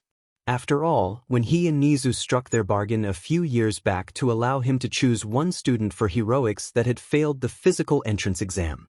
The two heroes had agreed that the exam, while required by the commission, was biased against mental quirks. There was, of course, the sports festival route, which was how Aizawa got into the hero program. But in Aizawa's opinion, that was just adding more hurdles for a student that already had the odds stacked against them. So he made a deal. If Aizawa could choose one student to be brought into his class, he'd stop expelling his entire class on the first day. That didn't stop him from expelling classes later in the school year, but it kept the students there for longer than a day. I don't know what you're talking about, Aizawa said, keeping a stern look on his face. Liar. Shinso gave a wry smile. I want to be an underground hero, remember? That means doing research on anything and everything I think can help me as a hero. You taught us that early on. I did some digging in school records. Every year, there is one student in your class who is awarded special stealth or creative quirk use points in the entrance exam. It is always just enough to get them into the hero course. Those points didn't exist until you started teaching here. And the students they are awarded to are always ones who don't have flashy quirks. I know it's you. What does it matter? Train me. I already do. Outside of class. I want to do my work study with you. That was even more startling than Shinso figuring out the truth. You want to work for me? Why? Shinsu's smile grew. It's only logical for me to want to work under a successful underground hero. So, what's your answer? Aizawa sighed and pinched the bridge of his nose. If I say no, you're not going to drop it, are you? Look at that, we already know each other so well. I'm going to regret this. Fuck it. You can do your work study with me. I won't take you on every mission, since some are more extreme than someone your age needs to deal with, but I can take you on patrols and I'll bring you on the missions that I can. Have I made myself clear? Crystal clear, sir. Now, when do I start? So you're serious? this isn't a joke? You actually want us to work with the Yakuza? Dabi said with a sneer, leveling lazy blue eyes on Shigaraki. The room was nearly bare, with only a few pieces of broken-down furniture scattered around the room. Dabi had dropped onto the empty bed frame as soon as he walked in, leaving Spinner and Twice to take the ratty old couch. Toga and Deku perched themselves on the window ledge, their feet dangling. Kurogyri was out working on something else, and Compress was still recovering. They had all listened. As Shigaraki had debated with Toga and Twice, the rest of them carefully watching to make sure nothing escalated into a fight. Just below the window was Magna's magnet. Toga and Deku had been carrying it with them, feeling particularly attached to it ever since Big Sis Mag had been killed. Shigaraki gave Dabi a deadly grin. For the time being up until they no longer serve their purpose. Yeah? What purpose is that? They are hiding something, Shigaraki said, leaning against one of the nearby walls. They are hiding how they are making those temporary quirk erasing bullets and how they plan to make the permanent ones. I want answers. That's why I'm sending Toga and Deku to work with them. That caught everyone's attention. Even Dabi froze, one brow pet up in question. You want to send the Quirkless kid and the psychopath into the Yakuza den? Spinner asked. It makes the most sense. They wanted Kurogyri or Dabi, but I refused. With Deku, there's no chance of them erasing his quirk. And between Toga's spy skills and Deku's brain, they'll be able to figure out what the hell the Yakuza is hiding. And then, once we have our answers, we get our revenge. Toga leaned into Deku's side, glaring slightly at Shigaraki. What are we supposed to tell them about Deku-kun's quirk? They'll ask. Figure it out. They're expecting you both in the morning. Try not to PSS them off right away. With that, Shigaraki left. The others trickled out after, either going back to the hideout or going off to wherever they stayed when they weren't with the League. Spinner scooped up Magnet, taking it with him so that the two teens wouldn't have to carry it with them when they went to see the Yakuza. Toga and Deku were left behind, leaning against each other and absorbing the news. I don't like this, Toga whispered. Me either. I don't think Shigaraki is thinking far enough ahead. What do you mean? I mean, what if things go sideways? The Yakuza would have information on you and me. If they get arrested, they could tell the heroes about us. Toga nodded along with his words. That wouldn't be too big of a deal for me, since the heroes already know my name and have a little bit of an idea about my quirk. I'm more worried about you. If they find out who you are, it could be bad. I'll just have to keep my mask on around the Yakuza and lie to them about having a quirk. You'll be good to keep up the lie, right? Toga snorted before flashing her fangs in an impish smile. Of course I can. Who do you think I am? Right, I forgot I was speaking to a master of espionage, Deku said with a slight laugh, bumping his shoulder against hers. Toga let slip a high giggle as she ducked her head. Are you going to be okay with this though? I mean with seeing Overhaul again. She shrugged, furrowing her brows. I should be okay. It's just been hard lately, you know? I'm not getting enough blood in my diet, human or animal, and it's making me fuzzy. I'm scared I'll say something mean to Overhaul and get us in trouble. I really don't want Shiggy mad at us. I'll cover for you if we get in trouble. Don't do that. Shiggy is already crabby and he might be really mean to you. You heard what the doctor was saying. Shiggy and his sensei and the doctor have talked before about using quirkless people in their experiments. I don't want Shiggy to use you for it. Deku gave her a small smile. I've dealt with bullies before. Shigaraki isn't much different. I don't like that you think that, Toga said with a pout. The point of you coming and joining us was so you'd be happy and safe. I'm happy when I'm with you. I mean, you were my first real friend since I was little. You're my best friend, really. As long as you're here, I'll put up with Shigaraki and his tantrums. With a tiny squeal, Toga hugged Deku tightly. You're my best friend too, Deku-kun. I'll make sure Shiggy doesn't do anything to you, okay? I'll be extra careful, I promise. And if Shiggy tries anything, I'll cut him. Not in a good way either. I'll make him regret ever hurting you. I'd do it to anyone that tried to take you from me, got it? Thanks, Toga, Deku said, hugging her back. As they let go, he stepped down off the windowsill. Come on. Let's go find something to eat. Maybe we can find some raw meat or pig's blood or something to help you feel better. Then we can find somewhere to sleep for the night. We don't want to be tired when we show up to woo the Yakuza tomorrow. Got to make a good impression." Toga nodded and jumped down from the windowsill, and the pair slipped out into the dusk, no one batting an eye at a pair of teens giggling and joking around, just being children. "So these quirk erasing bullets?" Shinso started, looking over the file that Aizawa had casually slipped him at the start of their meeting. "They basically do what your quirk does? Just temporarily take away people's quirks." "Correct. I've been helping with looking into the distribution of these bullets. I don't particularly want to bring you on this case, but we need all the help we can get, especially yours. If we manage to get hold of anyone involved in the creation or distribution of these bullets, we would need you to help with interrogations. Your quirk would work well for that.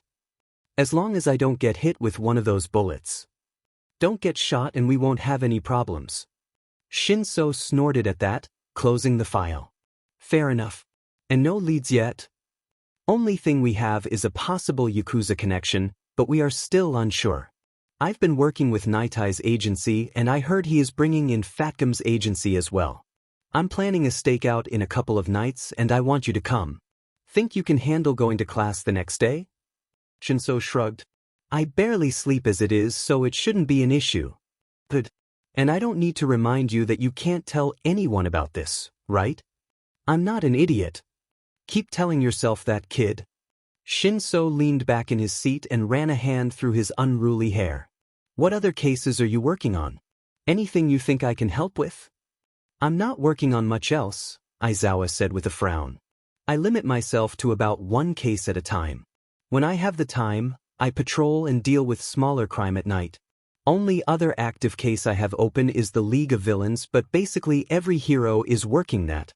Everyone is keeping their eyes and ears open." Shinso found himself shivering slightly thinking about the LOV. He'd faced them twice now, same as the rest of his. But the first time was back at the USJ, when he barely had any training or skills. He had his quirk, but he hadn't had the hand-to-hand combat that he had now, which had left him mostly useless. Shinso had been teleported away to the shipwreck zone, along with Tsu and Mineta. He had managed to brainwash one of the villains into attacking a few of the other villains, but as soon as the brainwashed villain got injured, it snapped him out of it.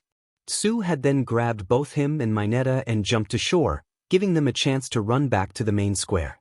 The remaining villains from the shipwreck zone had tried to follow, but were caught up in Mineta's hairball things, the shorter teen throwing them as he ran.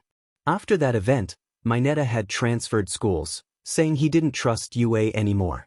And then, there was the summer camp incident.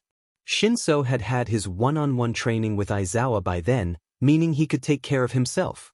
Shigaraki had put out a hit on both him and Bakugu, having seen the two of them at the USJ and the sports festival.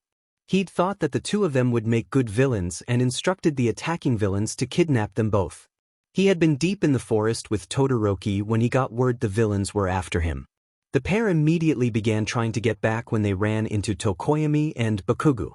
Moonfish, a particularly bloodthirsty villain, was chasing them, trying to catch Bakugu. The stress of it all had triggered Dark Shadow to go into a rage, so Bakugu was not only trying to keep Moonfish back, but also try to light off an explosion bright enough to tame Dark Shadow. Todoroki jumped in quickly, lighting a fire on his arm and forcing Dark Shadow to retreat into Tokoyami. Shinso managed to get Moonfish to reply to him and put the villain under his brainwashing, telling him to sit down and not move. From there, the four boys hurried back to the campsite and managed to keep themselves from being captured. As soon as they entered the classroom where their other classmates were hiding, Vlad King guarding them all, Kirishima burst into tears and hugged Bakugu, earning himself a growl. Todoroki had refused to leave Shinsu's side, boldly stating that if a villain managed to get in, he would set them on fire. The rest of the students tried to dissuade him, saying that he would end up burning Shinso as well if he wasn't careful. "I can protect myself, you know," Shinso had grumbled. Todoroki frowned. "I know that. But you don't have your capture scarf and the other villains might not be as dumb as Moonfish, so they might not respond to you. That means you don't have any sort of ranged attack. With me here, we can be a team. I can be the long-distance fighter and you can be the close-quarters one." Shinsu's heart stuttered, realizing that Todoroki hadn't been looking down on him when trying to protect him. He'd just been trying to be a good friend. He gave Todoroki a small smile. Well, I guess I'd rather get lit on fire by you than get kidnapped. Stop encouraging him. Bakugo had snarled. Sitting in the classroom, thinking of the LOV while Aizawa rifled through his things to find the file on the LOV, Shinso hoped that he wouldn't have to see those particular villains anytime soon. The League has been laying low recently, but there has been word that they are trying to recruit fresh blood. So far, they haven't made much progress, but I have heard the name Deku thrown around a bit, so I am assuming that he is a new League member. Shinso pet his head. Deku? What kind of name is that? No clue. And no one has been able to get a read on his quirk, and we still haven't got a description of him. Only thing we've been able to get out of the criminals who will talk about him is that Deku is creepy and not to be messed with. Not sure what he's done to put them all on edge, but if you see him, just turn and run the other way, got it? Aizawa said, raising a brow and fixing Shinso with a stern look. When the teen nodded, Aizawa continued. Good.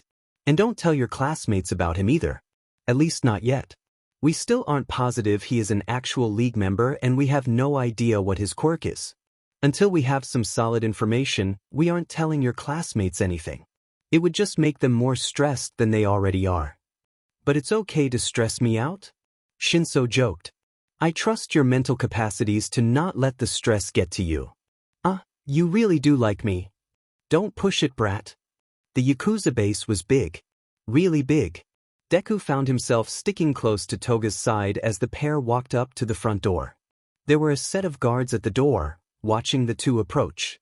As they got closer, Deku could see that the guards were eyeing them carefully, searching them for weapons. Not that they would see any. They were too good at hiding them. Toga skipped up to the guards, smiling. Hi. We're here to see the boss man. Is he here? You're the people from the League of Villains? The first guard asked.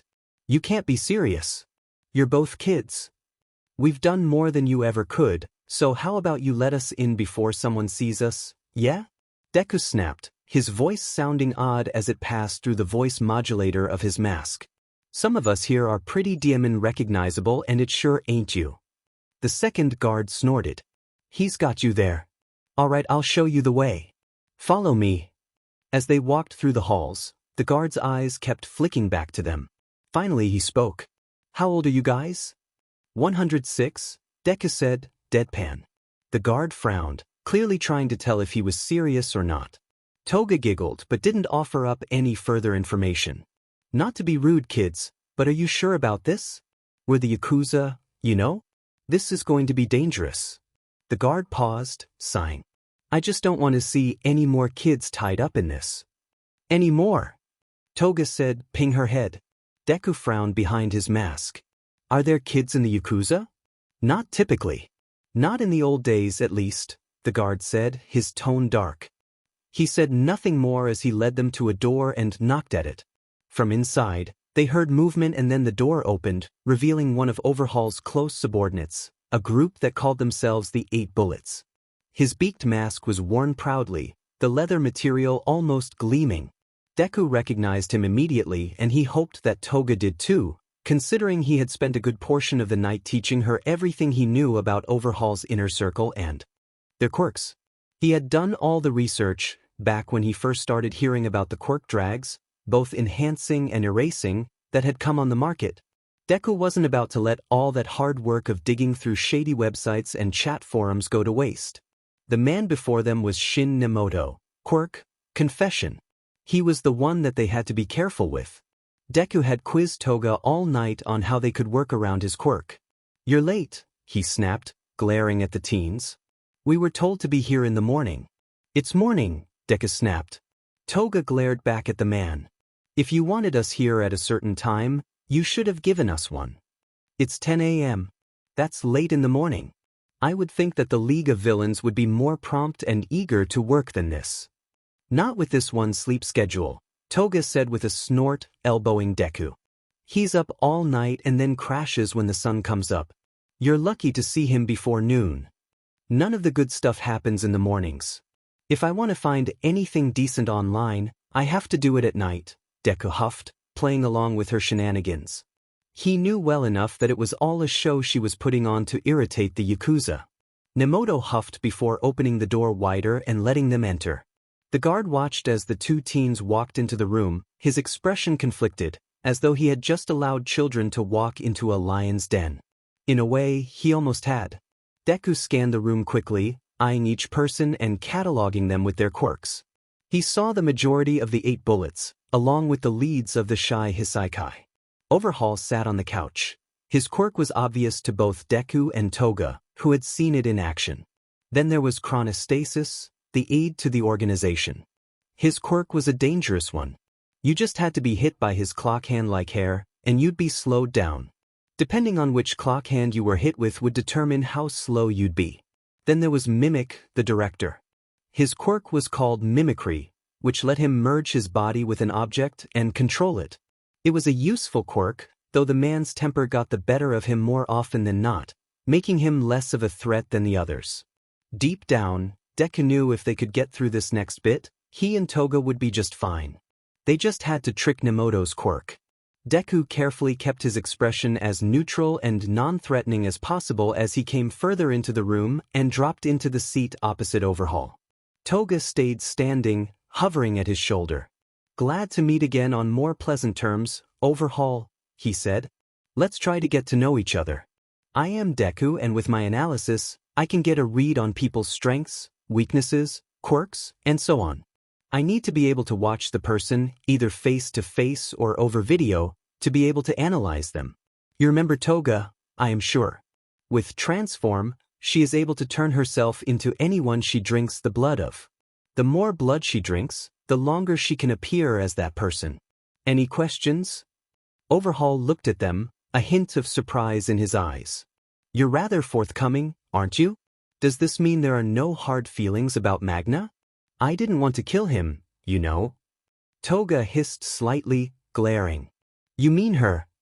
Deku put a hand on Toga's arm. "He won't make the mistake again. Don't worry, Toga," he said, giving Overhaul a pointed look. "Now, it's pointless to beat around the bush, Overhaul. The more you know about us, the quicker you can put us to work and the quicker we can be done working here. So let me repeat myself. Do you have any questions for us?" There was a tense pause, everyone silent, and for the briefest moment, Deku was worried that everything was going to backfire. Finally, Overhaul turned and gave a short nod to Nemoto. Nemoto turned, activating his quirk. "Did you tell us the truth?" he said, his voice almost hypnotic. Deku spoke before he could even think. "Yes, I told the truth.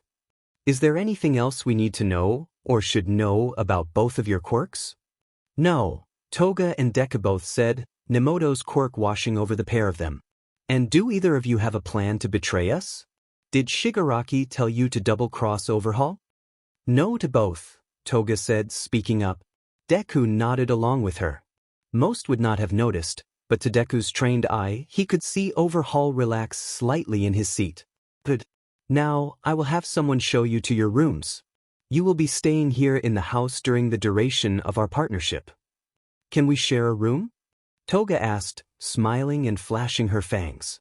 "Deku-kun and I always share a room. There would only be one bed. I hardly sleep at night anymore, so it's not a big deal," Deku said with a wave of his hand. "We'd be happy to see the room now, though. I would like to get my laptop set up. After all, I am best known for my hacking. I am assuming these skills will be put to use while we're here." "Bakugu! Hey, wait up!" Kirishima called, chasing after Bakugu as the blonde walked towards the dorms. "What do you want, shitty hair? I just wanted to check on you. Ever since your friend died, you've dash." Bakugu spun around, snarling. "He wasn't my friend." After seeing Kirishima's startled, almost scared expression, Bakugu sagged and hung his head. "He wasn't my friend really. We grew up together and I was it to him. After everything with the training camp and the league wanting to kidnap me to convert me, I realized how much of an a-hole I've been to everyone in my life, especially to Dash, especially to Izuku. I mean, I have to be a pretty shitty excuse of a person for the villains to think I would ever join them. So I thought maybe I could get better. I'd been writing a letter to send him. An apology letter. I would have gone to talk to him in person, but I was pretty sure that he would have just run from me. Diamond Nerd was pretty scared of me by the end of middle school. But I couldn't get the FNG letter right. And now it doesn't matter. He's dead and none of it matters. Bakugo felt his eyes starting to burn, tears threatening to well. He squeezed them shut, ducking his head even further and bringing his shoulder up to his ears as he balled his hands into fists, waiting for Kirishima to say something. Instead, he felt tentative fingers touching one of his fists, gently prying it open. Kirishima slipped his hand into Bakugo's, giving it a small squeeze. I'm so sorry, Bakugo. You didn't get to say goodbye at all, and that has to be really hard. Come on, how about we go up to my dorm, make a bunch of snacks, and you can tell me more about him. If you want, you can read your letter to me. I can help you finish it and we can take it to his grave and leave it there. How does that sound? A shuddering breath slipped from Bakugo's lips as he sagged again, leaning forward just enough to press his forehead into Kirishima's shoulder. Yeah, that sounds good. You better not tell anyone about this though. My lips are sealed, bro. Now come on. I bet if we hurry, we can grab some of those fancy candy bars Yayarosa bought for everyone before Kaminari gets into them.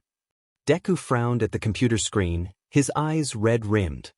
He sat back in his seat, barely suppressing a groan as his back popped. Magna had always gotten on him about hunching over his computer while he worked. She would always tell him that he was going to ruin his back, or that he needed to get blue light glasses to protect his eyes from his computer screen, or the reason he had trouble sleeping was because of all of his screen time. Like the teenage boy he was, he didn't listen. Now she wasn't there to lecture him. As soon as he had arrived at the room he and Toga would be sharing, he began setting up his rig, which included a hotspot so he wouldn't be attached to the Yakuza's internet. It would be way too easy for them to track what he was doing if he was on their network. The Yakuza had left them alone for the rest of the day, saying there was business to attend to. That worked just fine for them. Toga sharpened her knives and doodled in one of Deku's notebooks while Deku focused on his hacking work. He quickly finished up the few jobs he had, sending them either to Shigaraki or to Jiren. Then he had switched to quietly drilling through the Yakuza's firewalls to see the details of what they were working on. It wasn't really a betrayal, so technically Deku hadn't lied when he was questioned. He just answered in half-truths. There was no plan to betray or get back at the Yakuza. Just a desire to. He hadn't been able to find anything concrete yet. After reading a few files on the creation of the Quirkless racing bullets, Deku had tried to find any information on the thing they called the source. Whatever this source was, it was finicky and the material needed to create these bullets could only be extracted with overhaul present. When Deku hit a dead end on that, he switched to looking up a map of the facility. It wasn't until he found a map of the underground tunnels and labs that he found something of interest. There was a room simply labeled Lab 3. From the looks of the maps and blueprints, it was heavily secured, much more so than the other labs. It was also much smaller and appeared to have a tiny bathroom attached to it. There were sensors built into the walls and the door, not only tracking if someone came in, but if someone came out. In the hallway outside the door, there were numerous cameras, each angled so that there were virtually no blind spots, ensuring no one could sneak up to the door. Inside the room, there were 3 cameras, including one in the bathroom. Lab 3 looked like a prison cell. Toga, wake up, Deku whispered, turning in his seat to face the bed where Toga slept. She snuffled slightly and burrowed further under the blanket. Rolling his eyes, Deku picked up one of the pillows she had knocked off the bed and tossed it at her. As soon as the pillow made contact, she came up swinging, her knife glinting in the moonlight as it arced through the air. Good, you're awake. Come look at this and tell me what you think. Huffing and cursing under her breath, she climbed out of bed and came to stare at his laptop with blurry eyes. It's a map, she sighed. You woke me up to look at a map. No, this is the blueprint. If you want to look at the map, I can pull it up. But look here at this room. I think they are hiding something important here. I can get us in there if you want to check it out. Deku shook his head. I can probably pull up one of the camera feeds from inside the room.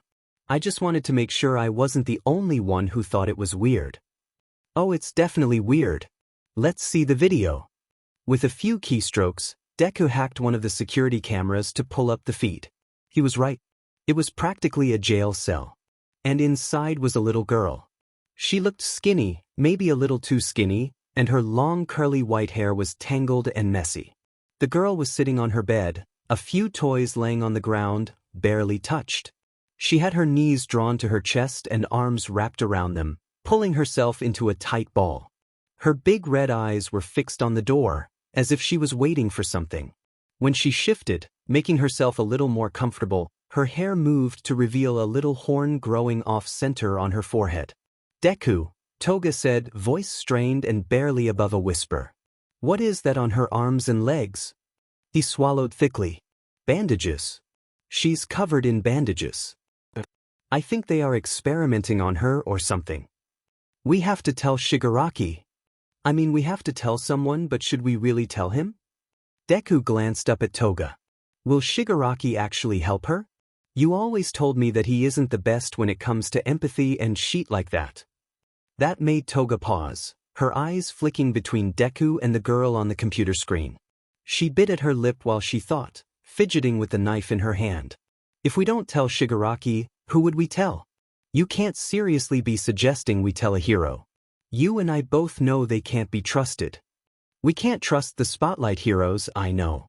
Half of them are corrupt and the other half are covering for the others. But what about the underground heroes? They are heroes just to do good, not for money or fame.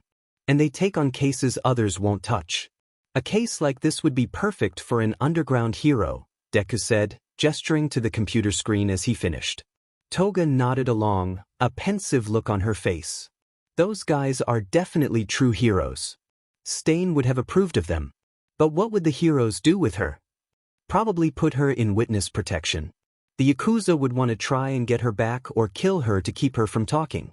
In witness protection, she could completely disappear and be safe. No one would have to know. And it would get back at Overhaul for what he did to Magna and Compress." "I don't know," Toga said, shuffling nervously. "Maybe we should still run the plan past Shigaraki. But really don't think we should. At least not yet. He's great at going up against heroes and he'll do a great job reshaping hero society, but he wouldn't know what to do about a little girl being held captive by the Yakuza. If the underground heroes fail, then we can go to him." "I guess you have a point. And if the heroes actually do save her, we can always say that the heroes came before we could do anything. He doesn't have to know. But can you get a message out to a hero without anyone knowing?" Deku snorted. "Look who you're talking to." "Of course I can." Aizawa's phone buzzed just as he finished hauling Shinso up onto a rooftop after the teen had misjudged a jump. "Sorry, sensei," Shinso said, panting. "Call me Eraserhead when we're working," Aizawa grumbled as he pulled his phone out of his pocket. When he lit up the screen, he saw that he had an email, which was odd considering the time of night it was. The subject line simply read, "To Eraserhead," which, under the circumstances, was rather ominous. A million different possibilities ran through Aizawa's head, from a missing student to a murdered husband. Immediately, Aizawa turned on the program he'd downloaded years ago to scan emails for any dangerous attachments. While that ran, he called Hizashi. "Hello? Joe? You alright?" came Hizashi's sleepy voice. "Hold on, I need to grab my hearing aids." Aizawa breathed a sigh of relief. "Sorry to scare you. Just wanted to check in. Everything is good on your end?" "Yeah, except for your fat cat trying to hog the bed. She's a menace. Nothing like my perfect angel boy." "Keep telling yourself that. Talk to you later." As Aizawa hung up, Shinso gave him a curious look. "Who was that?" "None of your concern, brat. Keep a lookout for a minute while I read this email." When he opened the email, there was an attachment and a short message. "Shai Hasaikai. Underground Labs. Get her out of there. Deku. Aizawa knew that name. Seeing that name made him feel like a bucket of ice water had been dumped over his head. The hero world had heard whispers about Deku, but nothing concrete. Some weren't even convinced that Deku existed.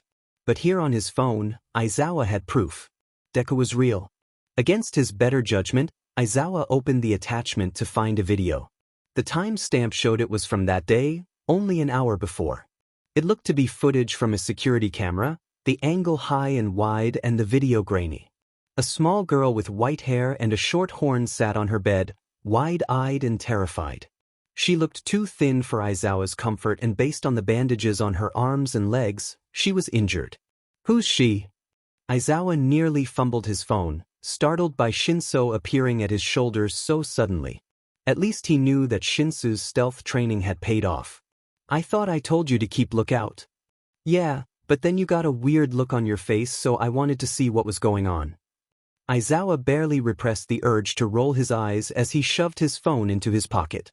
"We're going back to campus now."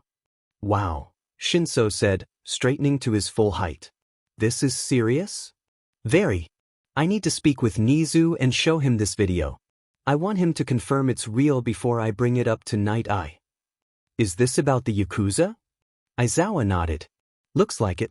And it may be tied to the League of Villains as well. I'll tell you more when we are at a secure location. I don't want to go into detail out in the open like this." "Lead the way."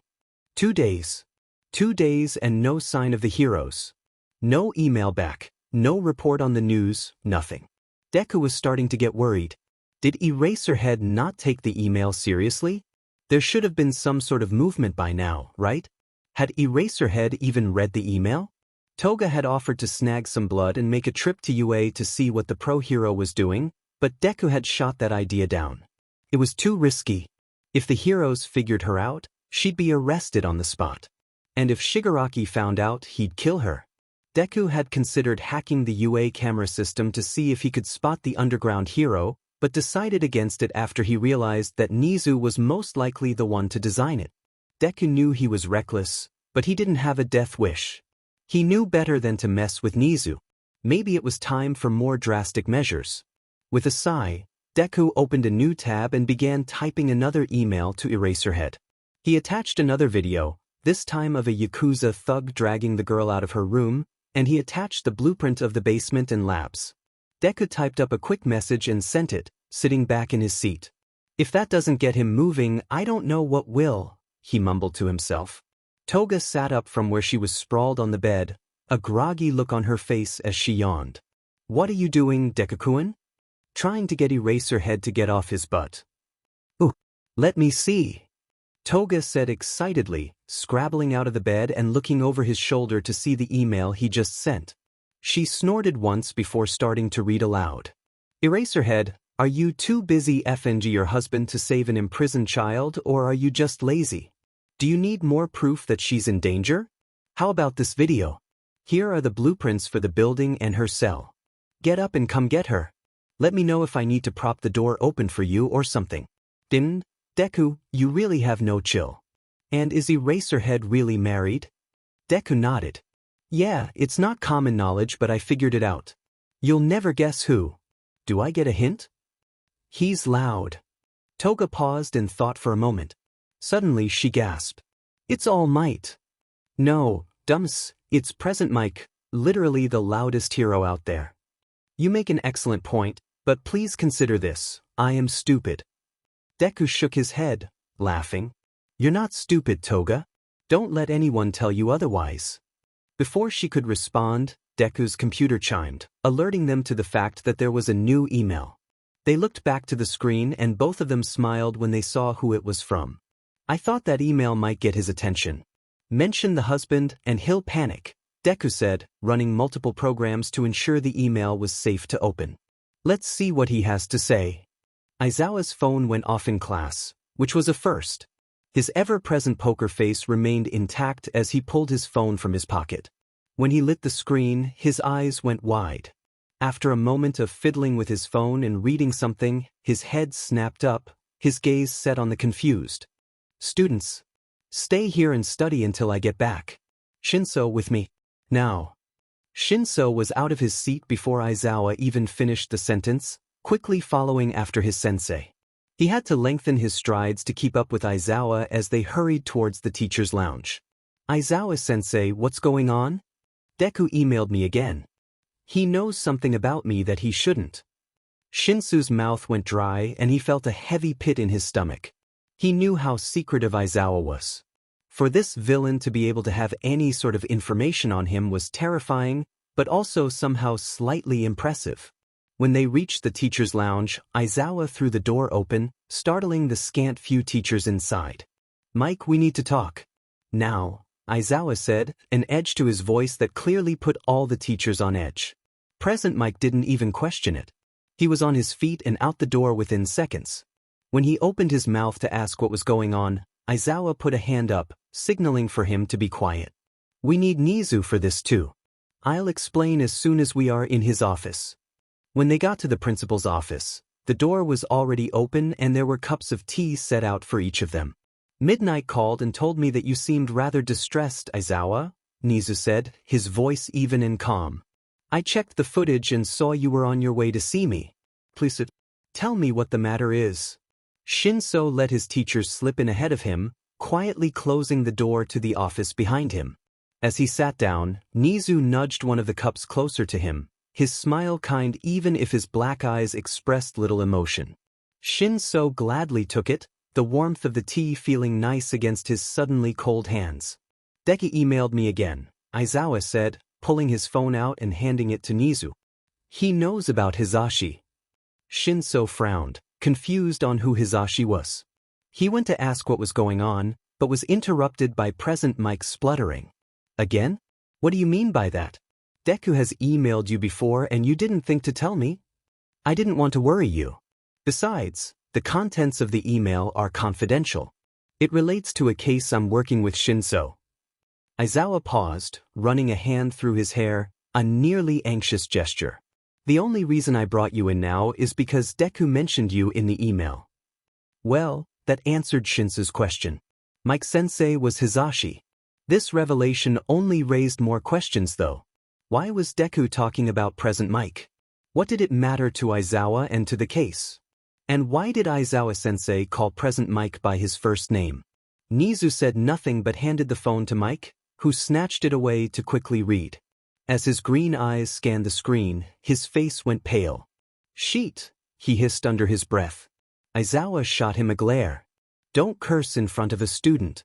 "It's okay, I've heard and said worse. But if someone can explain what is going on, I would really appreciate it," Shinso said, his eyes flicking between the two teachers. Mike handed him the phone. As soon as Shinso saw the word husband, he nearly dropped both his tea and the phone. Aizawa snatched it away, pocketing his phone again. He kept his eyes fixed on the ground, looking almost nervous. "Now you know. You're not allowed to tell anyone. And I mean anyone. Do I make myself clear?" Shinso wordlessly nodded before taking a shaky sip of his tea. Mike was looking him over, a careful and calculating look in his eyes that Shinso had never seen before. "Do you have any questions, little listener?" It took a moment, but Shinso eventually managed to clear his throat and speak. "You guys are gay then?" "I am," Aizawa said, still not looking at Shinso. Mike raised his hand. "I'm bi. And before you ask, Sho and I have been together since high school. Got married when we were no kids, but we do have 2 cats. We've kept the relationship a secret from everyone except a few close friends and trusted coworkers." Shinso nodded again. Nizu watched the boy carefully, noticing how he was bouncing his knee and biting his lip, his eyes still looking between the two teachers. "Shinso, if you have a question, now is the time to ask it," Nizu prompted. "This isn't a topic I see being brought up again in the future." Heaving a shaky sigh, Shinso let his eyes drop to look at the floor, one of his hands coming up to rub at the back of his neck. In that moment he looked very much like his mentor, which brought a small smile to Nizu's face. "Why did you keep it a secret?" Shinso asked, his tone oddly even and emotionless. "The villains Sho goes up against are the type that would happily try to kidnap and use me against him, so we thought it best to keep our relationship quiet, especially when we first started out. We've considered coming out now that we focus more on our teaching jobs, but we still haven't made any decision on it." "So, you're allowed to be gay and be hero?" Aizawa almost seemed to shrink into his seat at the question. Mike narrowed his eyes slightly, becoming protective of his husband. "Of course it's allowed. Being gay has no impact on our ability to be good heroes. A number of your peers are gay too, you know this. Shinso, if this is going to be a problem, then maybe you shouldn't be working with Sho for your dash." He cut himself off when he saw the tears welling in Shinsu's eyes. The boy looked both confused and in awe as he continued to stare at the ground. "I can be gay and be a hero?" he asked, his voice cracking. Aizawa's head whipped up, shock evident on his face. Mike stared on, his mouth hanging open as the boy teared up. "I thought that I'd have to hide it. I already have a villainous quirk, and I thought if anyone found out I was gay, I wouldn't be allowed to be a hero. Thought that the commission would pull my license or something, since they are always talking about how heroes have to be perfect role models and stuff like that. I know there are gay heroes, but they are the ones in the spotlight with good quirks, like the others in one. Aizawa always says that he gets crap for his quirk, like I do, so if he can be gay and married then maybe I." Without a word, Aizawa reached across Mike and wrapped Shinso in his arms, letting the boy bury his face into his shoulder. Aizawa petted Shinsu's wild purple hair, smoothing it only for it to pop back into place. "It's okay, kid. I get it," Aizawa breathed. "I get it. I'm so happy," Shinso hiccuped. Then, with a gasp, he wrenched himself backwards. A villain knows you two are married. This is bad." "It's definitely not great," Mike said with a nod. "Who is this girl that Deku is talking about though? And what is this case?" It took them about 5 minutes to fill Mike in. He listened quietly, nodding along. Once they finished telling him everything, he didn't speak for a moment, soaking it in. "And we haven't gone to save the girl because, why?" he asked. "We don't have enough information," Aizawa said. "Shinso and I have been patrolling the area, but we don't have enough evidence to legally break in and find the girl. If there even is a girl. This could be a trap," Nizu pointed out. Mike poked at Aizawa's shoulder and put his hand out, making a "give me" gesture. "Let's email Deku back then. Tell him that we need actual proof that this is legit. If he provides it, great. If not, we continue investigating," he said. Aizawa shook his head. "I am not letting you email a random villain, especially not when he's making thinly veiled threats against you." "It's not a thinly veiled threat. He's making it clear he knows about you and that he isn't happy with me. That means he'll go after you. This is exactly why we've kept our relationship a secret." "We shouldn't dismiss the idea too quickly," Nizu said, leaning forward in his seat. "Let me craft the email. Please hand me the phone." Groaning, Aizawa handed him the phone. Nizu took it, read the email one last time, and then began to type. "Deku, you must understand that these things take time," Nizu read aloud as he typed. "Can you provide any more evidence regarding this girl? At this point, you have provided little to no evidence that this is a legitimate case. I need assurance that this is not a trap set by the League or by the Yakuza. Sincerely, Eraserhead." Nizu sent the email and then handed the phone back to Aizawa. "You could have tried a little harder to sound like Sho," Mike said, almost laughing. Nizu frowned. "In all of his emails to me, that is how he sounds." "Yeah, because you're my boss. I have to sound professional." Shinso picked his tea back up, not caring that it had already gone cold. Let's hope Deku just thinks that Aizawa is being formal because he's talking to a villain. A few minutes later, the phone chimed. Aizawa opened the email and rolled his eyes. "It's Deku. Hi Nizu, I'm pretty sure I emailed Eraserhead, not you. I guess I should have assumed he would bring this to you. Maybe you can light a fire under his butt and get him moving. You should sympathize with the kid. The Yakuza are using her for research and experimentation. I can try to get footage of overhaul in her, but it won't be easy. They don't keep cameras in the rooms that they do the work in. As for the matter of whether or not this is a trap, you're just going to have to take my word for it. No matter what I say, you will think this is a trap. All I care about is that the girl is saved and put in witness protection, or something similar. I sent this case to Eraserhead to handle it because he is an underground hero and slightly more trustworthy than the spotlight heroes. If you have to bring other heroes in on this, fine, I don't give a shit. Just do your FNG job and save the girl." "Deku sure does have a mouth on him," Shinso mumbled. Mike snorted, nodding. Nizu pressed his paws together and sat back in his chair. "How curious," he said, a pensive look on his narrow face. "Deku knew right away that it was me that drafted the email, not Aizawa. This means he has a history of reading either my writing or Aizawa's. Or perhaps he made the correct assumption that Aizawa would not speak like this to a villain and, thinking of who Aizawa has the most contact with, concluded I was the one to send the email. Does it really matter? Mike asked. The bottom line is that this dude is scary, smart, and possibly spying on all of us. We need to start planning. How could you tell so fast it was Nizu Dekun? Eraserhead wouldn't care if it was a trap. He's knowingly run into traps like 1,000,000 times before just because it meant there was a chance of saving someone. There was no way Eraserhead wrote the email. Also, it is the middle of a school day. Only people Eraserhead would talk to about my email would be Present Mike and Nizu. And I don't think Present Mike has ever signed an email with "sincerely" in his life. Especially not to a villain. So that left Nizu. Your brain scares me sometimes. There were footsteps in the hall outside of Toga and Deku's door. People were running past, their voices raised. Deku had been dozing, flopped halfway across the end of the bed. Toga has her back against the headboard, her feet resting on Deku's lower back. When they heard the racket outside their room, Deku bolted up, his eyes wide and his chest heaving. Toga whipped out a knife, her teeth bared with a hiss. Neither reacted well to being startled. What the F is going on? Deku asked gruffly. Don't know. Come on, Toga said as she got out of the bed, her knuckles white with how tightly she gripped the handle of her knife. Before she opened the door, she picked up Deku's mask and tossed it to him. He quickly slipped it on and flipped his hood up. As he opened the door and slipped into the hall, something small and fast came flying up and crashed into him, nearly knocking him to the ground.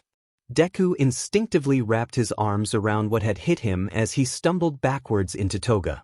When he looked down, he found himself staring into the bright red, watery eyes of the girl from the lab. Please don't let him hurt me again, she whimpered, clutching him tightly. Eri, time to go back to your room, a cold, steely voice said. Deku looked up and found himself looking at Overhaul. The masked man walked calmly down the hall, his eyes locked on the girl, Eri. She buried her face in Deku's stomach, whimpering quietly. He found his own hold on the girl tightening. Who's this, Overhaul? Deku asked, trying to keep his voice light. Your daughter? Hardly. Eri, come here. Now. Toga swooped in and ran a hand over the back of Eri's head, smoothing her tangled hair. Hi Eri-chan. You have such pretty hair. I would love to braid it. Think I could do that for you? Eri pulled her face out of where she had hidden it in Deku's jacket and looked up at Toga, her red eyes watery. Braid? The girl whispered, seeming almost confused by the word. Overhaul reached out and snagged the girl's arm, wrenching her away from the pair of teens with a forceful pull. Eri let out a sharp cry of pain as she stumbled backwards. We don't have time for this. Overhaul snarled, shoving the girl towards one of his henchmen. The man grabbed Eri and lifted her, tossing her over his shoulder and walking off down the hall. All the while, Eri whimpered and sent a pleading look Deku's way. As Eri disappeared around the corner, Deku calmly tilted his head. Want to tell me who that was? He asked, his gaze cold. You're the analyst, you tell me. Deku paused, running through his options. He could take a risk and lay out his theory, or he could play dumb. He ran through the possible outcomes, weighing the risks and the benefits. Finally, making his decision, he spoke. She's your source, isn't she? Somehow, she is used in making your drags. Is she the source for the quirk removal bullets, or is she for the quirk enhancement drags? Is it her quirk? That is my guess. That or her DNA. Is it made from her blood? Or is it from her muscle cells? Muscle cells would be much more substantial than blood cells. What about Dash? Toga elbowed him, breaking him from his rambling. Deku ducked his head, pretending to be embarrassed. I got carried away again. Sorry about that. I've been a fan of science since I was little. Maybe in another life, I would have been a scientist. A fan of science? Overhaul asked, narrowing his eyes and ping his head. You aren't fishing for information on the girl? I am more curious about the process of creating your drags. If the process starts with her, then I want to know how. Shigaraki sending me here wasn't a mistake. He sent me so I could be an asset. It was supposed to be a show of goodwill. He knows I am the smartest in the league and he thought you knew that too. Toga sniffed and looked down her nose at Overhaul. If you don't want Deku-kun's help, then we'll just go back to sitting in our room. You know, doing nothing and wasting time. It's starting to get really boring though. And you do not want a bored Toga on your hands? Deku said. He gave a little shiver, acting as though he were remembering a particularly bad incident. His statement wasn't exactly a lie though. A bored Toga was a dangerous Toga. She posed a threat to his sanity when she got bored, always chattering and wanting attention. Overhaul eyed Deku and Toga for another moment before speaking. I will consider what role you will play in this. You will both hear from me soon, he said. With a final glare, he turned and walked away, leaving them standing in the hall. The pair slipped back into their room. As soon as the door was closed, Deku ripped off his mask and threw himself at his computer, his hands flying to the keyboard. He quickly pulled up the video footage of the hall, carefully copying the clip of Aries' escape attempt and her being forcefully dragged back to her room. Deku only paused for a moment to add a quick blur over his head in the footage. He knew Toga didn't care if anyone saw her face, especially since she never bothered to change her name. Then he attached the video to an email to Eraserhead and sent it with a short message. Is this enough proof? The conference room at Sir Night-Eye's agency was crowded. At the head of the table sat Sir Night-Eye with Mirio just to his right. Next to Mirio was Tamaki, who looked like he wanted the floor to open up and swallow him whole. Nijire was beside him, babbling and pestering poor Tsu, who was shrinking back in her seat and leaning into Uraraka. Uraraka was talking animatedly with Kirishima, who sat across the table beside Fatgum. At the other end of the table, facing Sir Night-Eye, was Nizu. Aizawa was behind him, Shinso between him and Kirishima. And finally, beside Fatgum were Rocklock and Ryukyu. Bubble Girl and Centipeder were still setting things up for the meeting, bustling around the room. Shinso could tell that Sir Night-Eye's patience was nearly at its limit. He was glaring at the room, his face growing more stern every time someone made a loud noise. Shinso shot a look at Aizawa, making eye contact with his mentor. Aizawa easily read the look in Shinso's eyes, the two silently communicating their amusement at Night-Eye's suffering. Let's get started, Night-Eye finally said, standing up beside the massive TV screen hanging on the wall. He pulled out a remote from his pocket and pressed a button. Up on the screen, a picture of Overhaul appeared, creating a somber mood in the room. As you all know, we have been investigating Overhaul and his band of Yakuza thugs who have been distributing quirk enhancement drags. We have recently discovered that he is also selling quirk erasing bullets that will temporarily strip you of your quirk. There is talk about possible permanent versions of these bullets being made, though we have nothing concrete yet.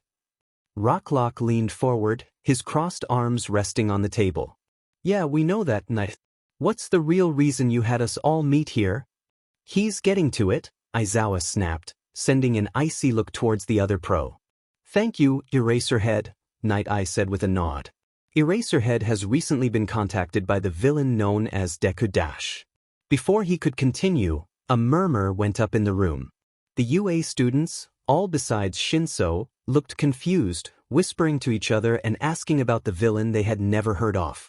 The pros looked startled, most having heard very little about Deku.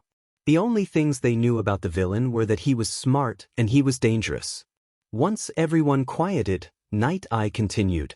As I was saying, the villain Deku, who is a known associate of the League of Villains, contacted Eraserhead. He sent an email with video footage of a young girl, who has clearly been abused, and requested that Eraserhead save the girl. The location he gave was the hideout of the Shai Hasaikai. Sir Night-Eye pressed another button on the remote and brought up the video footage of the girl sitting on her bed. The students in the room all let out small gasps. Tamaki fully ducked his head and pressed it into Mirio's firm shoulder, while Nijire reached out and grabbed Tsuyu's wrist in one hand. With her other hand, she reached around behind Tsu to grasp Uraraka's shoulder, almost as though she were trying to keep the girls close to protect them. Fatgum turned to look at Aizawa, a serious look on his normally jovial face. When did you get this? Last night? This morning? Have you started drafting a plan for us to go in and get her? I got it about 2 weeks ago, Aizawa said. I had begun to dash. Fat Gum was out of his seat and towering over Aizawa. Kirishima sunk down in his chair, startled by his mentor's sudden movement. Shinso, on the other hand, straightened in his seat and grabbed at the capture scarf hanging from his neck, ready to defend Aizawa. "You've let this girl sit in hell for 2 weeks? What kind of hero are ya? We should be storming in there right now to rescue her." Fat Gum roared, his hands rolled into massive fists. "If I may interject," Nizu said, his calm voice cutting through the tension in the room. "Eraserhead brought this to my attention immediately. Together, we began making plans and preparing for a rescue. We needed more evidence and proof, beyond the word of a villain, to legally be able to go into the residence to retrieve her. Sir Night Eye will explain in detail if you would please sit." Night Eye gave Nizu a thankful nod as Fat Gum grudgingly returned to his seat. Slowly, Shinso let his hand fall from his capture weapon. Nizu is correct. They began the process to prepare to save the girl. In the meantime, Deku reached out again to see why no one had taken action. Nizu crafted a response posing as Eraserhead, which Deku immediately saw through. They asked Deku to provide some more proof that the girl was actually with Overhaul. "Late last night he sent us this video." Shinso leaned forward at this, wanting to get a good look at the video. Aizawa hadn't shown it to him yet, so he would be seeing it for the first time with everyone else. The footage showed some men running around in a hall, clearly searching for something. After the men had cleared the hall, the girl came sprinting in. A door suddenly opened and out stepped a pair of people. The girl ran face first into who Shinso assumed was Deku. He had a slim build and was rather short. He wore what looked like simple jeans, red shoes, and a black hoodie. A blur had been added in, hiding his face and head. Beside him was Toga, clear as day. She was staring at the girl in surprise as Deku wrapped his arms around her. And then, Overhaul stepped into the hall. Some words were exchanged, though the video had no audio so they couldn't hear anything. Toga reached out at one point and gently ran her hand over the girl's hair. Overhaul looked downright murderous as he grabbed the girl and flung her off to another man, who simply hoisted the girl over his shoulder like a sack of potatoes, carrying her away. Night Eye paused the footage, leaving Overhaul, Deku, and Toga on the screen. "As you can see, we now have proof that the LOV is working with Overhaul and that this girl is being held captive by the Yakuza. I have gathered us all here today to discuss the rescue. The girl is valuable to Overhaul somehow, so while he may be harming her, there is no reason to believe that he will kill her. This gives us a little time to plan and make sure we get this right. We should be going and getting her now. She's just a kid." Fat Gum snapped. Mirio jumped in, defending Night Eye. "Sir's right. While I don't like the idea of that girl being there, if we rush in, they could move her or they could get scared and kill her just to keep her from us. We need to have a 100% perfect plan that won't fail. If we don't, we could end up being the cause of her death." "Well said, Mirio," Night Eye said, giving him a small smile. "Is no one else concerned about the League being a part of this? Or that maybe this is a trap set up by Deku?" Ryukyu asked, eyeing the screen. "It is a possibility that we have to accept." Kirishima cautiously raised his hand. Night Eye gave him a surprised look before nodding, indicating that he should speak. "Who is this Deku guy? I've never heard of him," he asked. Tsu nodded, joining in. "And who says Deku is a guy? Looks kinda small." And Deku and Toga were sharing a room together. "Maybe Deku is a woman." "Eyewitness accounts from arrested criminals say that Deku is male," Aizawa says. "This is the first time that we have had any visuals on him. I'll admit he's smaller than I expected. The little that we know is that Deku is a hacker for hire aligned with the LOV. He doesn't do on-site work with them, but he does stuff behind the scenes for them. Jiren, an underground broker, is the point of contact for outside buyers to get Deku's services. No one is sure of his quirk, with witnesses ranging from saying he has a fire-based quirk, to a gas or pheromone-based quirk, to mental quirks, such as analysis or intelligence. No one is positive and no one can give much details. They don't want to cross him and state that he is unnerving." Rocklock jerked his head towards the screen. "Froppy has a point though. Deku is tiny. He looks like he's only a few inches taller than Toga. Maybe we should consider that he may be a kid, like Toga." Obviously villains have no issues using kids in their schemes. And apparently we aren't much better. You guys can't seriously be considering using these high school students while going up against the Yakuza. I don't like it any more than you, Rocklock, Aizawa said, letting his head hang slightly. I made Nizu and Night Eye promise that if the kids are used in the rescue, then they have to have minor roles. At most, I want them holding the perimeter. With Yakuza and the LOV being involved, I think it is too much of a risk for students to be involved. I hardly think we should count out all the students. Mirio here is more than capable. All of the third years are. They will be graduating in a matter of months and will be fully fledged heroes, Night Eye said. Aizawa's frown deepened. They're still kids. They are all they can make their own choices. I thought that perhaps this argument would arise. That is why I have created multiple, detailed plans for us to review and build on, Nizu said. Each involves the students to varying degrees. Should we begin reviewing them and decide which would be best? 2 days after Deku sent the new video to Eraserhead, he got an email from Nizu.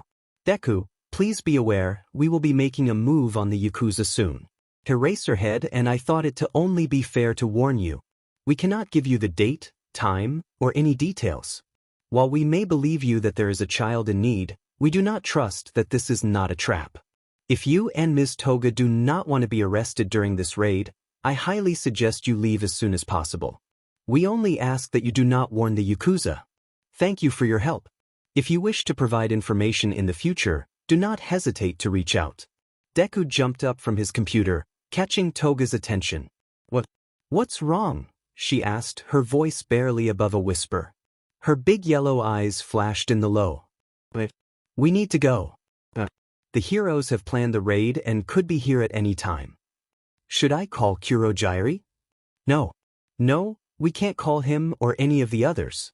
They would all tell Shigaraki that we're leaving the Yakuza and he'd wonder why we left.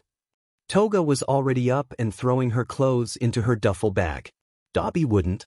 He'd help us out. Maybe if we had something for him. Dabi never does anything for free. She didn't have a rebuttal to that. Toga simply zipped her bag shut and ran over to help Deku to pack his computer gear. Just as they were wrapping up the last cord, there was a loud knock on the door. The pair froze, staring at each other with a combination of fear and shock. After a beat, Deku grabbed his mask, shoving it on as fast as he could. He flipped his hood up just as Toga opened the door to reveal Chronostasis. Overhaul has requested Deku meet him in his lab, the man said, his voice firm. Toga glared up at him. Where Deku goes, I go. Chronostasis tried to stare her down, neither speaking a word. After a good minute or so, he finally sighed and nodded. You may come as well. Keep quiet and keep your hands to yourself. She grinned dangerously, her fangs bared, as Deku came up to her side, bumping his shoulder against hers. We don't want to keep the bossmen waiting, now do we?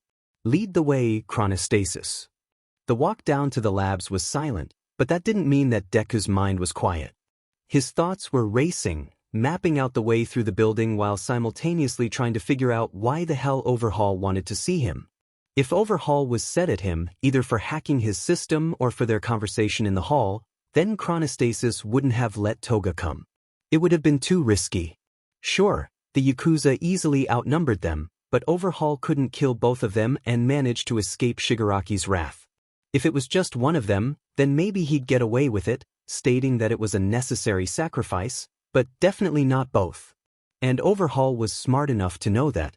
When they entered the lab, Deku felt his stomach twist into a knot and every hair on his body stood on end. In the center of the lab, her wrists strapped to the arms of the chair she sat on, was Eri. Her eyes were watery as she tracked Overhaul, who was walking around the lab preparing things. For once, he wasn't wearing his coat, but he still wore his bird-like mask and gloves. When he spotted Deku and Toga, he straightened himself to his full height, looking down at them. Thank you, Chronostasis, you may leave. Deku, I see you brought Toga with you. That's not a problem, is it? No, though I do not see her having anything of value to add to the conversation. Deku had to catch Toga's wrist to keep her from grabbing the knife at her belt. You were interested in my process, Overhaul said, continuing as though nothing had happened. I thought that perhaps you would like to observe and, at the end, provide any insights that you may have. As Overhaul turned around to face one of the many lab tables, Deku's eyes flicked to Eri, who was now staring back at him with pleading eyes. He could feel his heart twist in his chest. Something bad was going to happen here and there was nothing that he could do. What I am hoping that you can help with is mass production. As of right now, I can produce only a few bullets at a time. The source of the drag is limited, after all. You mean the girl Eri? Deku said, his voice flat and emotionless. He wasn't about to let anything slip to Overhaul. Correct. If I take too much from her, she'll die, obviously. And then I would be without my source. And the process for extraction is difficult, more so than it should be. Overhaul turned to finally face Eri, his cold eyes glaring down on her. She whimpered and ducked her head, trying to shrink further into her seat. I'm sorry, she whispered. If only you weren't cursed, Eri. You could do so much better if your quirk wasn't the way it is. Where did you think you were going to go when you tried to run before? I'm the only one who can make sure you can't hurt people.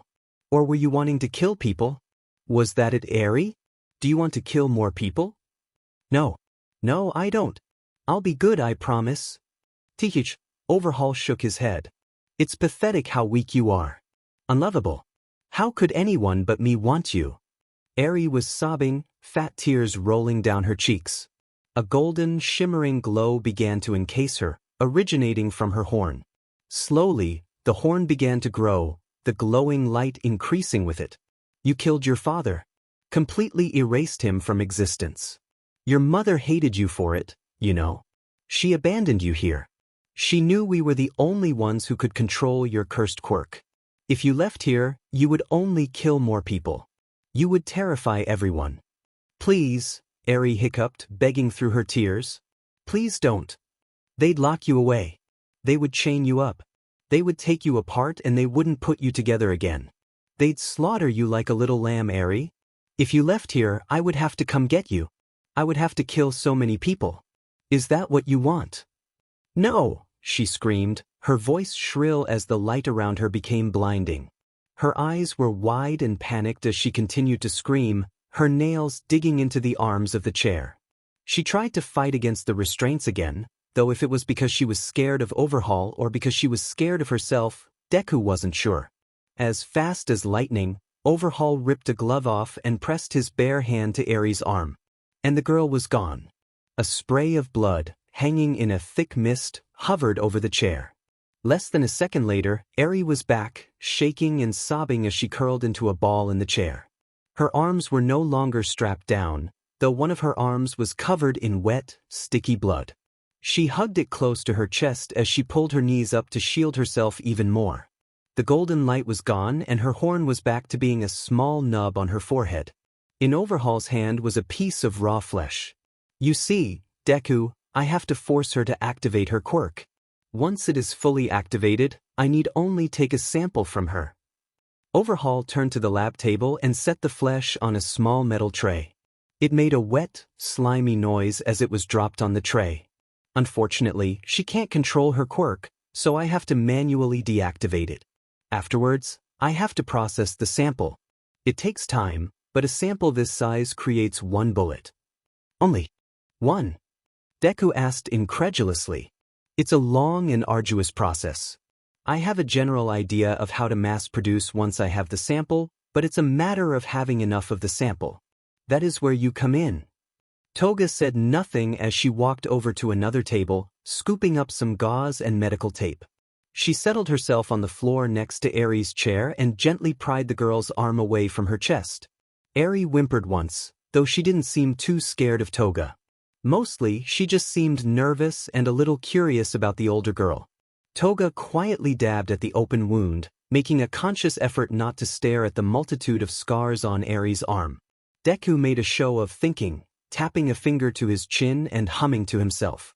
Remind me how many bullets you have now? Overhaul shot him a sharp look. I didn't tell you how many. Oh well then, how many do you have? 4, for now, Overhaul said, opening a small box that rested on the lab table. Inside were 4 bright red bullets. Next to them was an empty slot, ready for the next bullet. It took a number of years to perfect the formula.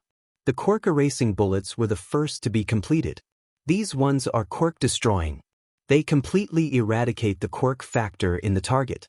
I can sell these off to the underground and then sell the antidote to the heroes. We'll be the problem and the solution. We will be the most powerful force in all of Japan.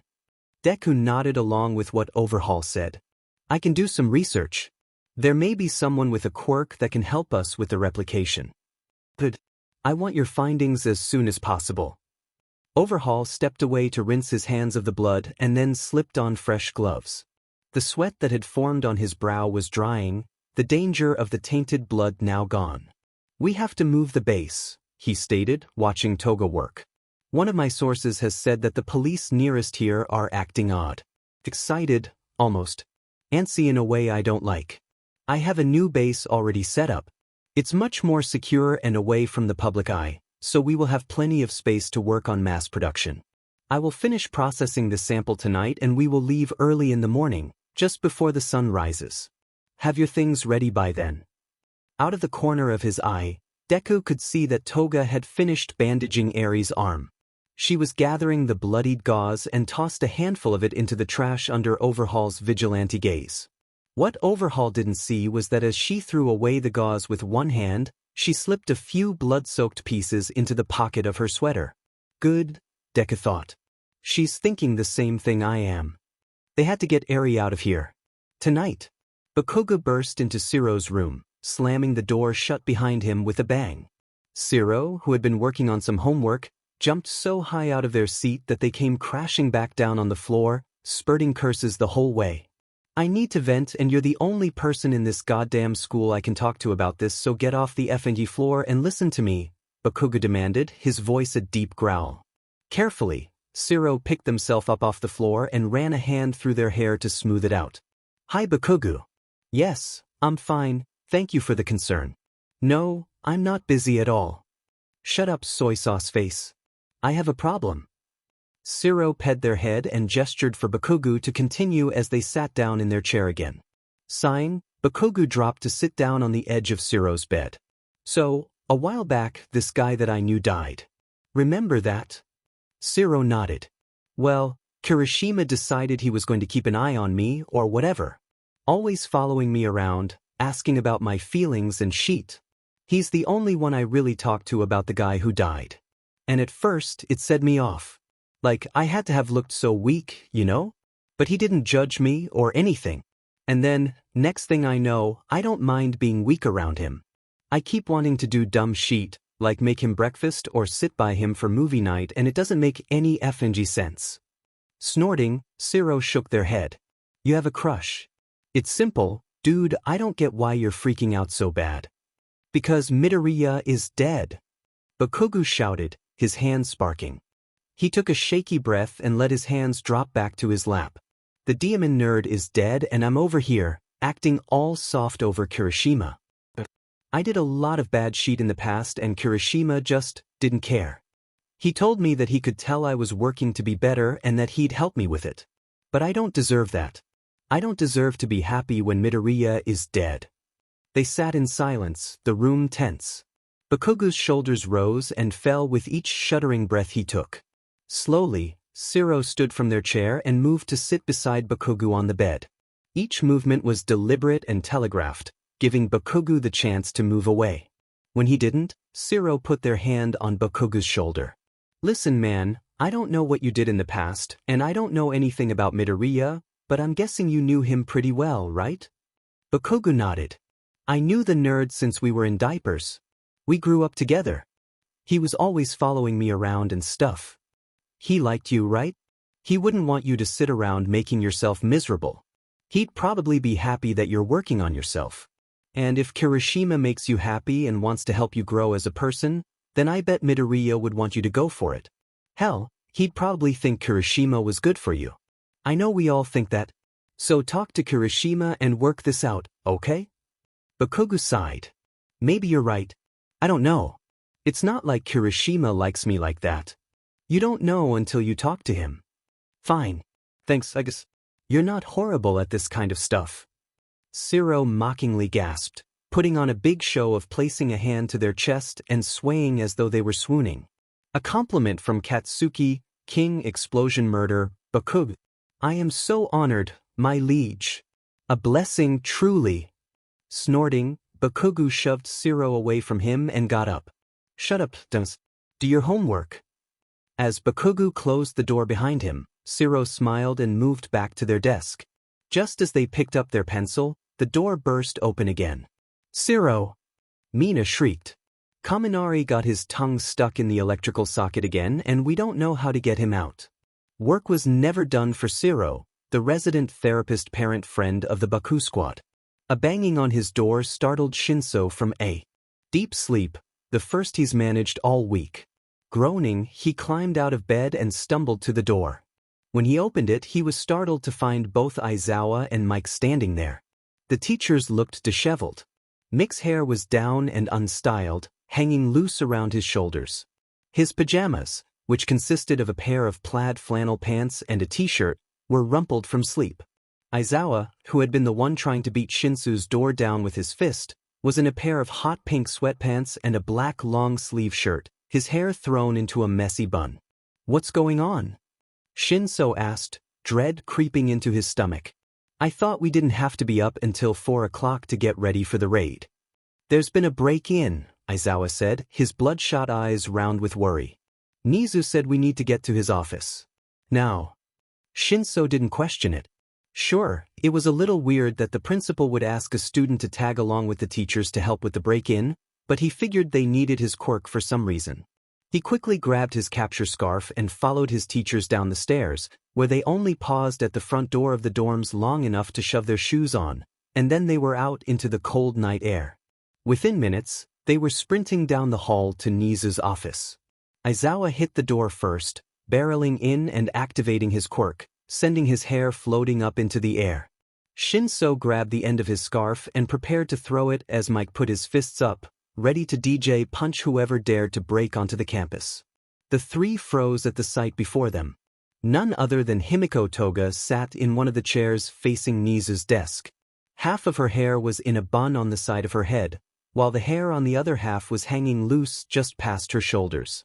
In her lap was the small white-haired girl from the footage Deku had sent. The girl had a black hoodie wrapped tightly around her as she looked at the three new people in the room with her big red eyes. Toga glanced up from braiding the girl's hair and flashed them a toothy smile before using her own hair tie to secure the end of the girl's braid. In the second chair was a boy. He was short, much shorter than Shinso. His wild, curly green hair was damp with sweat and was sticking to the back of his neck and to his forehead. The boy wore a white t-shirt that Shinso noticed hung off his thin but toned frame. Across the front of the shirt, in rather cutesy handwriting, was the word criminal written in black marker. The boy had turned in his seat to look at them, his green eyes bright. It looked like a smattering of freckles spanned his cheeks, but it was hard to tell since there was blood smeared down the side of his face from a rather nasty-looking cut splitting his eyebrow. A piece of navy blue cloth, which looked to have been ripped from Toga's skirt, was tied around the boy's arm. The cloth was covered in fresh blood, leading Shinso to believe that the boy had been injured there as well. Nizu sat at his desk quietly sipping at his tea. An odd assortment of weapons and support gear were piled in the middle of the desk. Nizu was looking it all over and glanced up when he heard the door open. Glad you all could join us. I would like you all to meet Toga, Eri, and Deku. Once Vlad King and Recovery Girl join us, we can begin our little impromptu meeting. You got all of our stuff to the rendezvous point? Toga asked, her voice barely above a whisper as she and Deku crouched together in a door frame. According to Deku's calculations, which were rarely wrong, they were perfectly placed out of view of any cameras. Deku nodded. All my computer gear, your knives, and the 3 pieces of clothing between the two of us, are all there. I hid them pretty well so no one should find them. Are you sure you want in on this? There's no turning back, you know. Shigaraki will eventually find out. You saw what happened to that girl. We can't just leave her here. And if Shigaraki knew about Eri and what she could be used for, I don't think he'd be much nicer to her. Deku frowned, but nodded. You're right. I'm sorry, Toga. I know that the League is your family. She shook her head. You and Magna are my family. If you think this is the right thing to do, then we'll do it. Besides, if Shiggy found out you helped Eri, he'd hurt you. And then I'd have to hurt him and I'd get kicked out of the league anyway. So this is better. Now, remember, we only have 15 minutes max before my time runs out after I drink the blood. You have to be ready, Deku-kun? Got it? Let's do this then. Toga picked up the small water bottle and untwisted the cap. Deku grimaced slightly, watching the gauze float around inside the bloody water. They had known that if Toga had sucked the blood out of the gauze while it was still wet, then Toga would have only been able to be Eri for a few minutes during the day. What they needed was for her to be able to transform into Eri during the night, when most everybody was asleep. The blood would have dried out at that point and they hadn't done enough tests yet with Toga's quirk to know if dry blood would work. So, they did the only thing they could think of. They made blood-infused water. Shoving the gauze into a bottle of water, they had watched as the water had turned a hazy shade of pink. Toga downed the entire bottle in one go, stopping only to poke a finger in, hook it on the gauze, and yank it out to squeeze the last drops into her mouth. Looking away, Deku waited for Toga to take off her clothes and transform into Eri.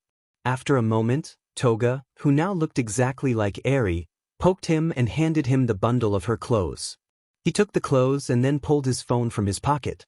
With a few quick taps, all of the cameras in the Yakuza base went down, along with all other security measures, including the high-tech locks on Eri's door. Meet you soon, Deku said before hurrying away, leaving Toga to her part of the plan. Toga scurried off towards where she knew a guard would be, following the path she and Deku had mapped earlier. Letting the guard spot her, she let him chase her, shrieking and crying the whole way. Other guards and thugs were startled awake by the noise, coming out of their rooms to investigate. They were all too drowsy and disoriented to notice the small girl dodging through their legs. They were awake enough to notice when the first guard crashed into them full force, sending them all sprawling. This, of course, started multiple arguments, which led to at least 3 different fistfights breaking out. Toga giggled quietly as she slipped into the vent that she and Deku had unlocked for her earlier. From there, it was just a matter of climbing through the ducts until she got out of the building. Meanwhile, Deku was sprinting towards Eri's room. Just as he turned into the hall with her room, a lab door opened, revealing Overhaul. Scrambling, Deku ducked back around the corner, his breathing erratic. Overhaul manually locked the door behind him before he calmly walked down the hall away from Deku, yawning. He'd finished making the 5th bullet. As soon as Overhaul's footsteps had receded, Deku poked his head back around the corner. Seeing that the coast was clear, he hurried over to the door that Overhaul had just exited from. He paused, wondering if this was the right thing to do.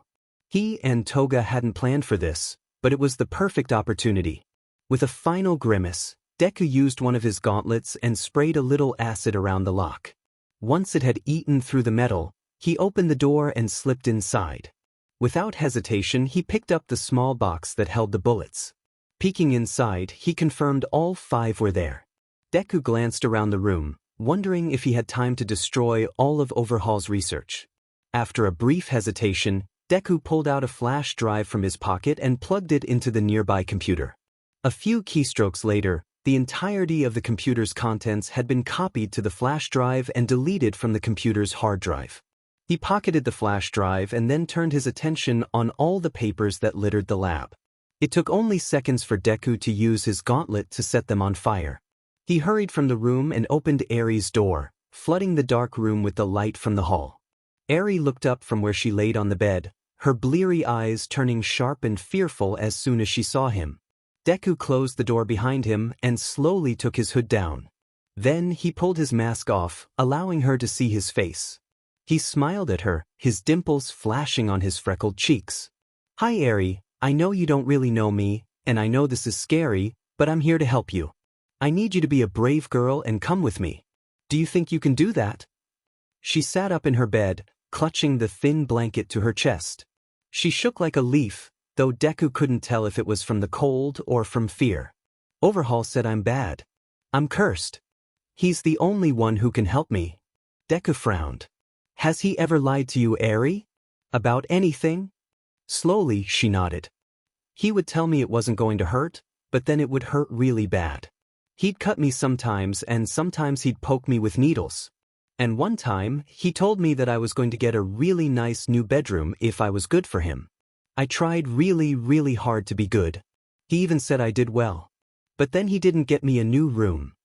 I bet there were other times where he lied too, huh? I think a lot of people have lied to you about a lot of things, Eri. But I promise you, I am not lying. I am here to help you because I can tell that Overhaul is hurting you. He is the bad one, not you. If you come with me, I can take you somewhere that is safe. You'll never have to see Overhaul again. How can you promise that though? Eri asked. Overhaul said that he'd come for me. Well, I'm going to take you to some heroes. Some really good ones. They're strong and they can protect you from him. But we have to leave now, okay?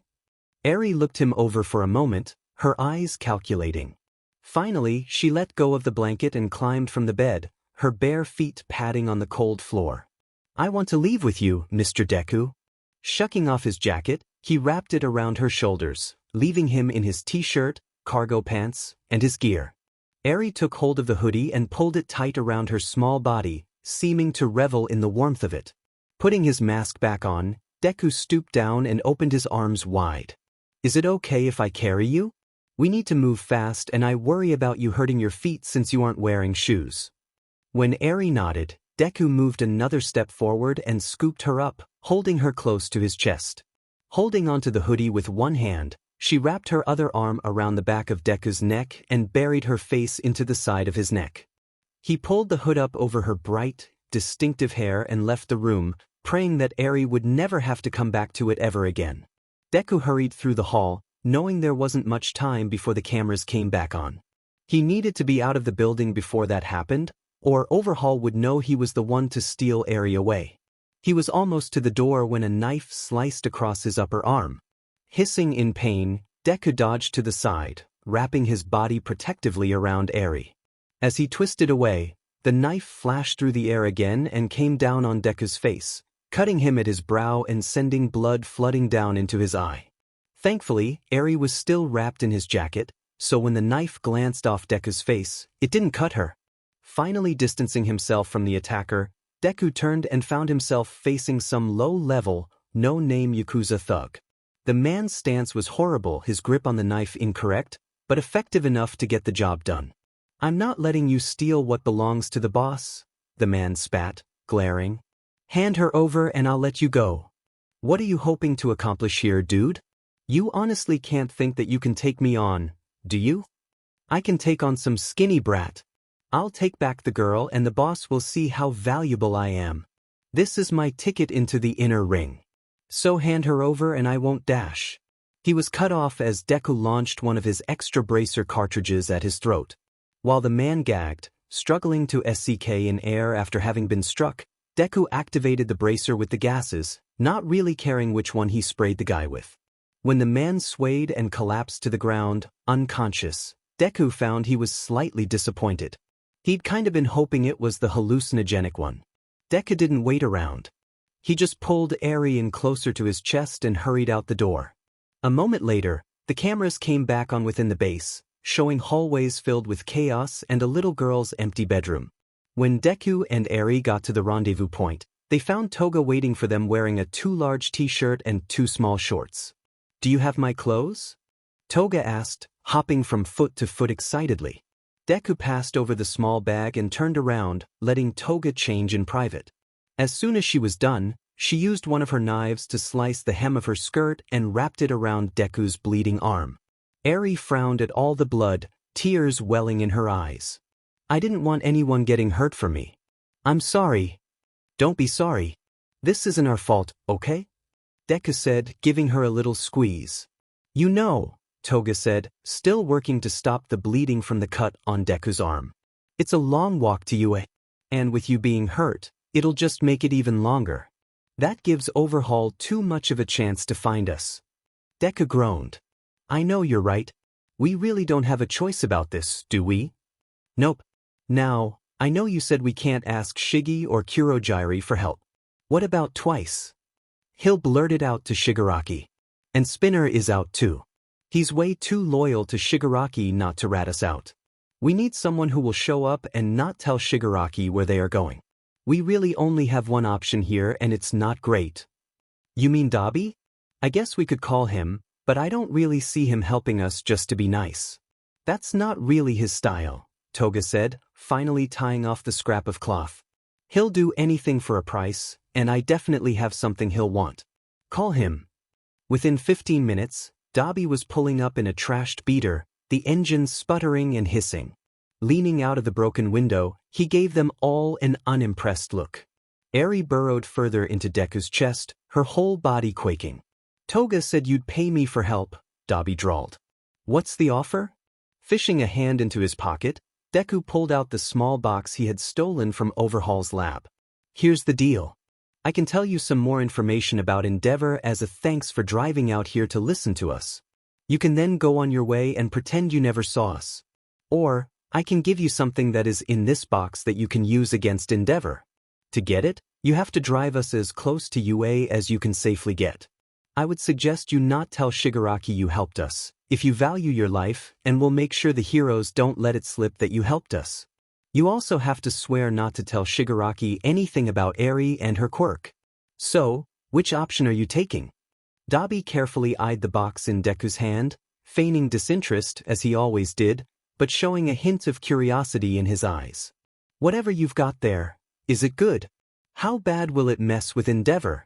Toga stepped up, smiling. It'll completely end his career. He'll never be a hero again. And with how bad it is, it's probably worse than death in his eyes. Without hesitation, Dabi unlocked the car doors. Toga climbed in first and took Eri from Deku, settling the small girl into the seat beside her. With some struggling, Deku climbed into the passenger seat in the front, sitting himself beside Dabi. Opening the box, Deku fished out one of the bullets and held it out to Dabi. This is a quirk-destroying bullet. Shoot Endeavor with this and he'll never be able to use his flames again. There is technically an antidote, but it was being produced by the Yakuza. With the way it's made, the other heroes will refuse to let Endeavor have it. How's it made? From me, Eri said from the back seat. Overhaul would take me apart and then put me back together, but he'd keep some of me for himself. Then he'd make it into a bullet. He made a few of the blue bullets but they got used up for tests. He only has the red bullets right now. Dabi glanced back at the girl, his eyes scanning over her bandaged limbs and cataloging every single one of her scars. Slowly, he turned back to Deku and opened his hand, letting him drop the red bullet into his palm. We have a deal. Can't believe I'm helping you brats play hero. You better not tell anyone that I have this, got it? If you do, I'll find out and I'll make you regret it. Completely understandable. Now, could you please drive? I really think I'm losing more blood than I would like. Dabi dropped them off about a block from the UA campus, pausing only long enough to wave Deku closer to his window. Deku leaned in, frowning in confusion. Listen, kid, sheet is going to be hard. Most heroes are BS certis. There are a couple good ones at UA, which I'm sure you know. Talk to them. They're more likely to listen to you, Dabi said. His blue eyes were serious, more so than Deku had ever seen. I'm changing my number after this, just in case the heroes are able to get it out of you too. But this bullet is worth more than a car ride. If you need help, then find a computer and track me down. You're smart enough to do it. I won't meet up with you, since I can't trust that the heroes aren't using you, but I can tell you some information or something. Then we'll be even, got it? Deku nodded before patting the side of the car. Dabi gave him one last wave farewell before peeling away from the curb and disappearing into the night. Toga carried Eri the rest of the way to UA while Deku kept pressure on his wounded arm, only stumbling twice. At the gates, Deku used a small pair of pliers to open the control panel and manually rewired the gates to open, letting them onto the campus. Standing on just the other side of the gate was Principal Nizu, a serene smile on his face. Hello. Please come in. Let's talk in my office. I believe we have much to discuss. Dabi held the small red bullet between two fingers, turning it back and forth, watching as the light moved across its smooth surface. He wasn't thrilled about Deku and Toga running off to the heroes. It wasn't a complete surprise that Deku ditched the league. Dabi saw that coming from day one. Toga leaving was a surprise, and it was definitely a shock that the two were skipping out to work with heroes. But Dabi also knew what it was like to be driven by pain. The two teens had been driven by abuse and suffering to join the villains, working in the underbelly of society to create a better future. And now, they were being driven by the pain of losing Magna, who they had both been close to, and the pain of seeing such a young child in need of help. He understood why they wanted to help her. They saw themselves in her. They wanted to be the person that they wished had saved them. Hell, Dabi had felt the same thing the first time he had met the teens. He had seen his own pain reflected in them, and he'd been drawn to it. It was too late for him. He knew that. But it wasn't too late for them. Hadn't done the things he had. In a way, it was nice to see someone finally break the cycle. It was nice to see people escape from their abusers. After all, when Toga and Deku joined the League, they hadn't truly escaped abuse. No, they had just traded one set of abusers for another. They had just traded for Shigaraki and his mysterious sensei. Good for you kids, Dabi whispered into the night, pocketing the bullet and looking down on the dark, empty street from his window. Good for you. So you're telling me that these two kids, who are members of the League of Villains, stole this girl and these quirk-destroying bullets from the Yakuza? Vlad King said, eyeing Deku and Toga carefully. Toga was smiling at him, stars in her eyes.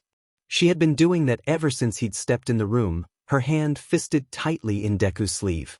Recovery Girl had come in with Vlad King, shuffling along and grumbling about the hour. She'd planted a kiss on Deku's cheek without question, closing his injuries. A white, shimmery scar was left behind, splitting his brow. The bags beneath his eyes had darkened, his eyelids drooping as he got tired from the energy drain. Recovery Girl had forced a handful of energy gummies at him before trying to get Eri to come with her to the clinic for a full checkup. The little girl had teared up, not wanting to leave her heroes, but with some prodding and promises from Deku that he would see her soon, she'd eventually agreed to go with Recovery Girl, still wrapped tightly in the black jacket. Overall, it had been a very confusing 15 minutes for Shinso. Deku, who had been staring down at his hands, looking nearly catatonic ever since Eri left, looked up at Vlad King and frowned. Technically, I wasn't a part of the League of Villains. I'm a freelancer. Yet you lived with the League and worked for them? Vlad scoffed. I hacked for them and did research and analysis in exchange for room and board. They kept me safe, that was our deal. I also would work for a broker when he found people who needed my skills. I got paid for that stuff. Aizawa raised an eyebrow. Want to tell us that broker's name? Not really, no. My knowledge is probably the only thing keeping me out of H&DCFFS right now, so I'm not about to hand everything over right away. Smart, Mike said, nodding. When he saw Aizawa shoot him a deadly glare, he gave him a shrug. Can't fault me for complimenting the kid. Kinkuen, what kind of blood is your favorite? Toga asked, nearly leaning out of her chair. Her grip on Deku's shirt was the only thing keeping her from tumbling to the ground. I mean, obviously human is the best, but it's so hard to get a bunch of it at once. So when Shiggy lets me drink blood, I usually just get whatever animal blood that I can. Pig is my favorite, but usually I can only get cow. Vlad King's mouth dropped open in shock, as did Mix. Nizu, Shinso, and Aizawa were better at hiding it, but the widening of their eyes was indication enough that they were startled. Shinso, not knowing Vlad very well, was shocked that Toga thought a pro-hero drank blood, while the teachers were all shocked that she knew Vlad King did. What? How? Vlad stuttered. Deku grabbed Toga's arm and pulled her back closer to him, sending an apologetic smile towards the startled hero. Sorry about that. I told her about how you liked blood too, and she's been really excited about it ever since. Don't be surprised if she asks more questions. And how did you know, Deku? Nizu carefully asked, sipping at his tea. Well, it's sort of obvious, isn't it? Deku said, ping his head, making Shinso think of a sweet, curious little puppy. I mean, he has a blood quirk. A strong one at that. Most people with blood quirks have some sort of affinity for blood. With his fangs, it's obvious that he would have an interest in the taste of blood. Most people with a blood quirk who like drinking blood have a mutation to their mouth. It's like the main signifier for it. Like stain. He had the tongue. Toga has to drink blood for hers, as you guys know, but she also needs it for her health. I think she might also be anemic, but I can't be sure. Wait, how do you know about Stain's quirk? Deku turned his eyes on Aizawa. Oh, I hacked the camera feeds and watched the fight. Your students are really effing stupid, did you know that? Nah, Toga giggled. You thought Todoroki made the right choice when we watched the fight with Spinny. Yeah, given his options he made the right choice, but he also shouldn't have been running into a fight like that with no plan or information. The dumbest one was the kid that went after Stain alone. He's the real dumbass. Right? The Ingenium knockoff. Ida. Shinso blurted out, not thinking. He's one of the smartest guys in our class. Deku fixed his green eyes on Shinso and gave him a lopsided grin. Ida? So he is related to Ingenium. Oh, it all makes sense now. Shinso went to speak again but stopped when Aizawa's hand came down on his shoulder. Looking up at his mentor, he saw that Aizawa was giving him a look Shinso had seen 1,000,000 times before. Aizawa wanted him to keep his mouth shut. Deku's grin only grew. Are you two related? You've both got mental-based quirks, similar builds, and similar facial features. The hair is pretty different though. And the activation for your quirks is pretty different too, so maybe not. Distant cousins? You do have a voice quirk though, so maybe you're actually related to Present Mike. Sorta doubt that though, you guys look nothing alike. Toga elbowed him. You're rambling again, Deku-kun. Oh, sorry, Deku said, a blush creeping up his face to his ears, making him look impossibly cuter. I can't help myself sometimes. An analysis quirk. Should have guessed, Vlad King said. He folded his arms and leaned back in his seat. Incorrect, Nizu said. He poured 2 more cups of tea and pushed them towards the young criminals. After a moment's hesitation, he poured another and passed it to Shinso, seemingly deciding that all the children needed caffeine and comfort. Deku's eyes went wide as he stared at Nizu, not touching the tea. So, you know. Nizu nodded. I knew as soon as I saw you. For the first time since Shinso had seen her, Toga lost her smile.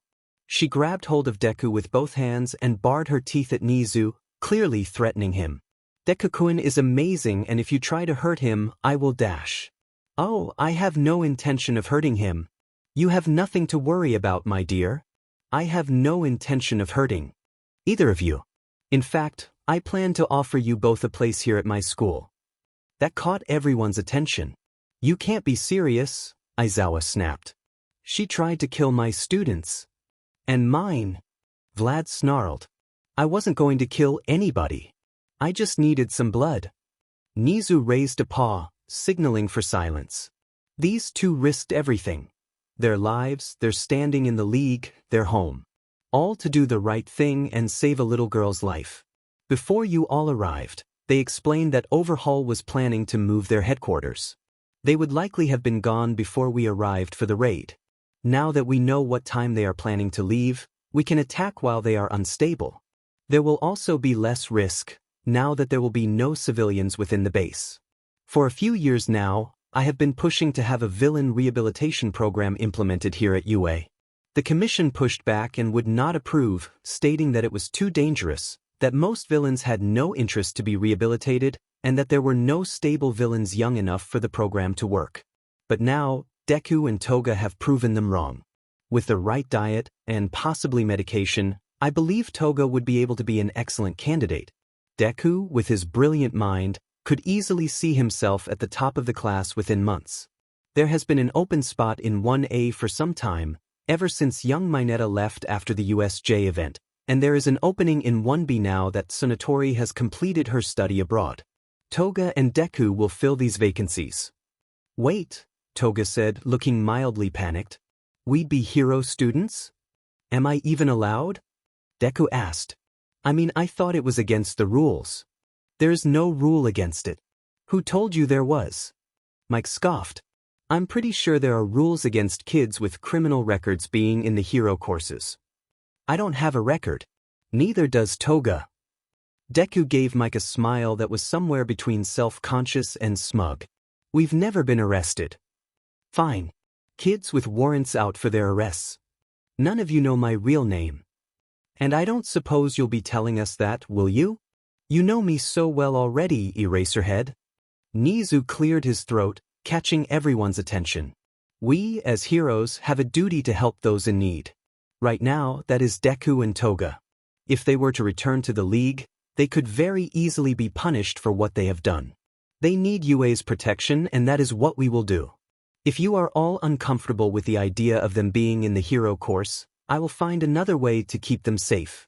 But I believe it would be an opportunity to show more diversity within our hero course, which I know is something you have been campaigning for, Eraserhead. It will also help the current students to learn that they need to learn an individual's full story before passing judgment. I believe it will also help Toga and Deku learn to trust heroes again if they were to spend time with heroes in training. Additionally, it would be the safest place for them. If there was to be an attack, they would be better protected. And you also think that if we were to attack, the hero course kids would be better at protecting themselves, Deku chimed in. He didn't sound or look offended by this, he was just stating a fact. Nizu nodded, not at all ashamed. Precisely. I will be putting this to a vote, which is why I have gathered you all here. I wanted the input of both homeroom teachers, a student in the hero course, and a third teacher with less of a stake.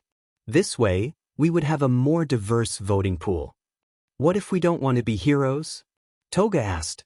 Then you will be arrested and treated as any other criminal. Got it, okay, do your voting thing. Now, there would be rules and safety measures put in place, Nizu said, addressing the teachers again. They wouldn't be given free rein. Obviously, I will be voting to include them in the hero course, since it is my idea. Vlad, what is your vote?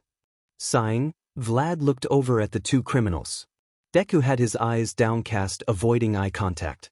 There was a nervous energy to him that seemed disproportionate for a simple vote. Toga was flashing Vlad a wide smile, but was still tense and clinging to Deku. Fine. Let them join. If they step a toe out of line, we arrest them. Mike. They're kids.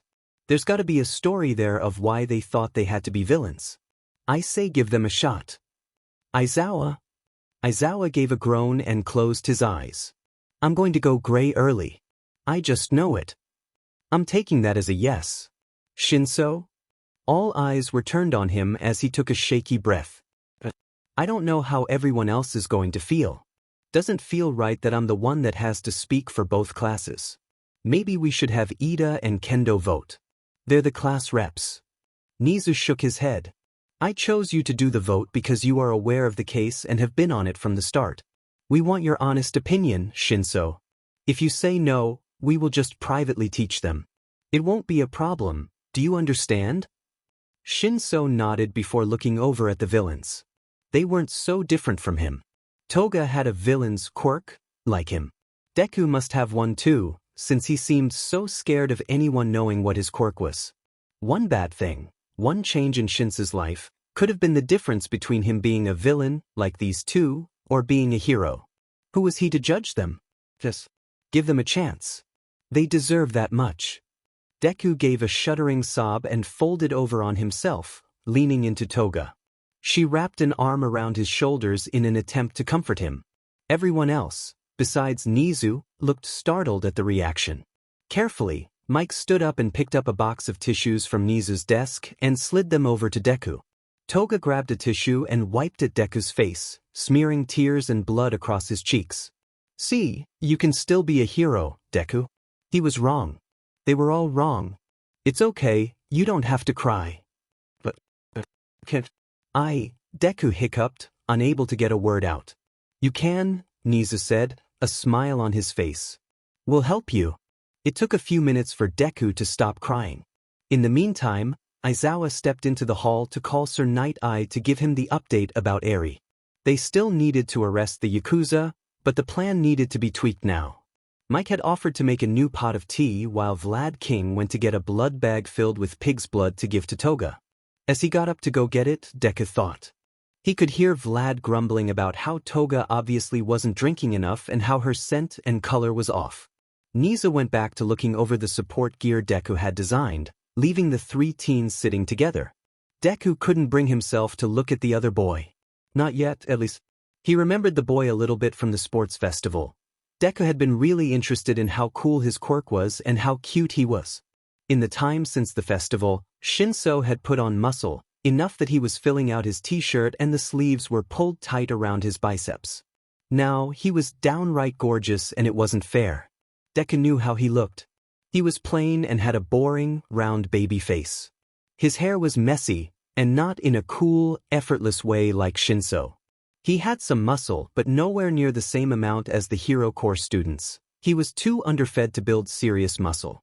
He and Toga were mostly wiry, thin muscles. They were built for survival and that was it. Without his mask and hoodie, Deku had nothing to hide behind, so his watery eyes and tear-stained cheeks were on full display for the world to see. Overall, he looked like a useless, blood-covered crybaby, just like he had always been as a little kid. So, Shinso said, breaking the awkward silence. Which of you is going to go to which class, do you think? I want to go to Vlad King's. Toga said excitedly, bouncing in her seat. He's like me with the blood. Deku can go with Eraserhead. Deku whipped his head up, glaring at her. So, you can be in Eraser's class. There is no way in hell I'm going to 1A. Maybe we can both be in Vladdy's class. Niza looked up from the pile of weapons and gear.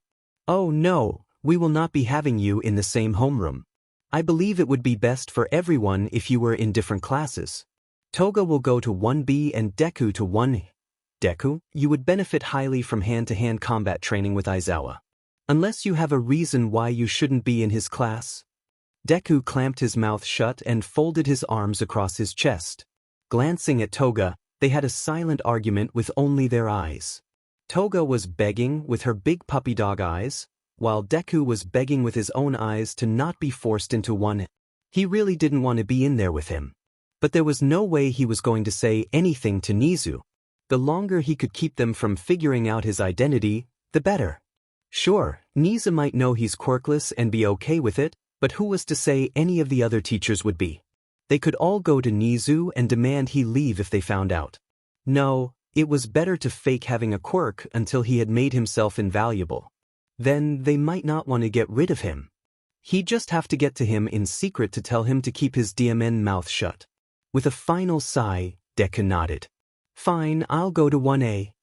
You like it, don't worry, man. They're a good group. Kind of loud though, Shinso said, rubbing at the back of his neck shyly. Deku had to fight down the blush that was threatening to flood his cheeks. Aizawa and Mike came back into the room at the same time, Mike with a fresh pot of hot water for the tea and Aizawa with a tired expression on his face. Night Eye pulled me from the raid. He wants me here to handle these two and the girl. Until we know all the details of their quirks, he wants me to keep an eye on them. Shinso, he said you could still go on the raid. You're to stick close to Fat Gum, got it? Shinso nodded. Am I excused? I know I still have a couple hours before I have to leave, but I might as well use this time to catch up on homework. Yeah, go. Don't tell any of the others about this. Night Eye will be telling everyone the basics of what happened, but the other students don't need to be worrying about this while on a raid, Aizawa said, dropping to sit back down in one of the chairs. And eat some real food for breakfast. Coffee doesn't count. Got it? I'll have coffee and a single grape. I swear, I will fail you if you don't eat a full meal. 2 grapes. Mike snorted and swatted at Shinso as he walked past, making the teen grin. Deku ducked his head again, knowing he had turned bright red. Toga hid a giggle behind her hand. When Vlad King came back, he handed Toga a blood bag with a straw poked into it. Deku thought it looked like a morbid version of a Capri Sun, but Toga seemed pretty excited. She took a big gulp and then gave Vlad a massive, toothy smile. This is so fresh. Say thank you, Deku prompted, elbowing her. All right. Thank you for the pig's blood. It's super good. Nizu poured a fresh cup of tea for Deku and handed it to him before going to rummage in his desk drawers. After a moment, he popped back out with a package of biscuits, which he sat down between the two criminals. Toga opened it and took a quick sniff before pushing it towards Deku with a nod. While he took out one to eat, she sniffed at Deku's tea and nodded again. What's the smelling for? Mike asked, sitting down beside Aizawa. He let his knee bump against his husband's in a reassuring manner. Oh, Deku-kun gets nervous about taking food from strangers, so I check it for him, Toga said, pulling out a biscuit for herself. I have a really strong sense of smell since I have to be able to tell when blood has gone bad. I can pick up more from blood than food, but I can still tell if stuff has been drugged. She can also pick up the smell of blood easier. That's why she didn't have to sniff at the stuff Vlad King gave her, Deku said before gulping down the tea. He scarfed down about 5 biscuits before he picked up the first cup of tea that Nizu had given him, which had long gone cold. He shot a glance to Toga, and when she nodded, he drank that down as well. Aizawa frowned even further, his brows furrowing with concern. Mike and Vlad bore a similar expression, watching the kids eat. "When was the last time you two ate?" Mike asked. "I was about to ask the same," Aizawa said gruffly. "Was also going to ask why you were concerned about your food being drugged. Did something happen?" Toga beamed at him, laughing. "It's such a funny story. So, like, the first week after Deku moved in, he dash." Deku lunged and slapped a hand over her mouth, which only made her laugh harder. "Shut up, Toga. No one wants to hear that story. And stop liking my hand, you know damn well it isn't clean." Actually, I think all of us would like to hear it," Mike said, looking even more concerned. Toga knocked Deku's hand off before sticking her tongue out at him.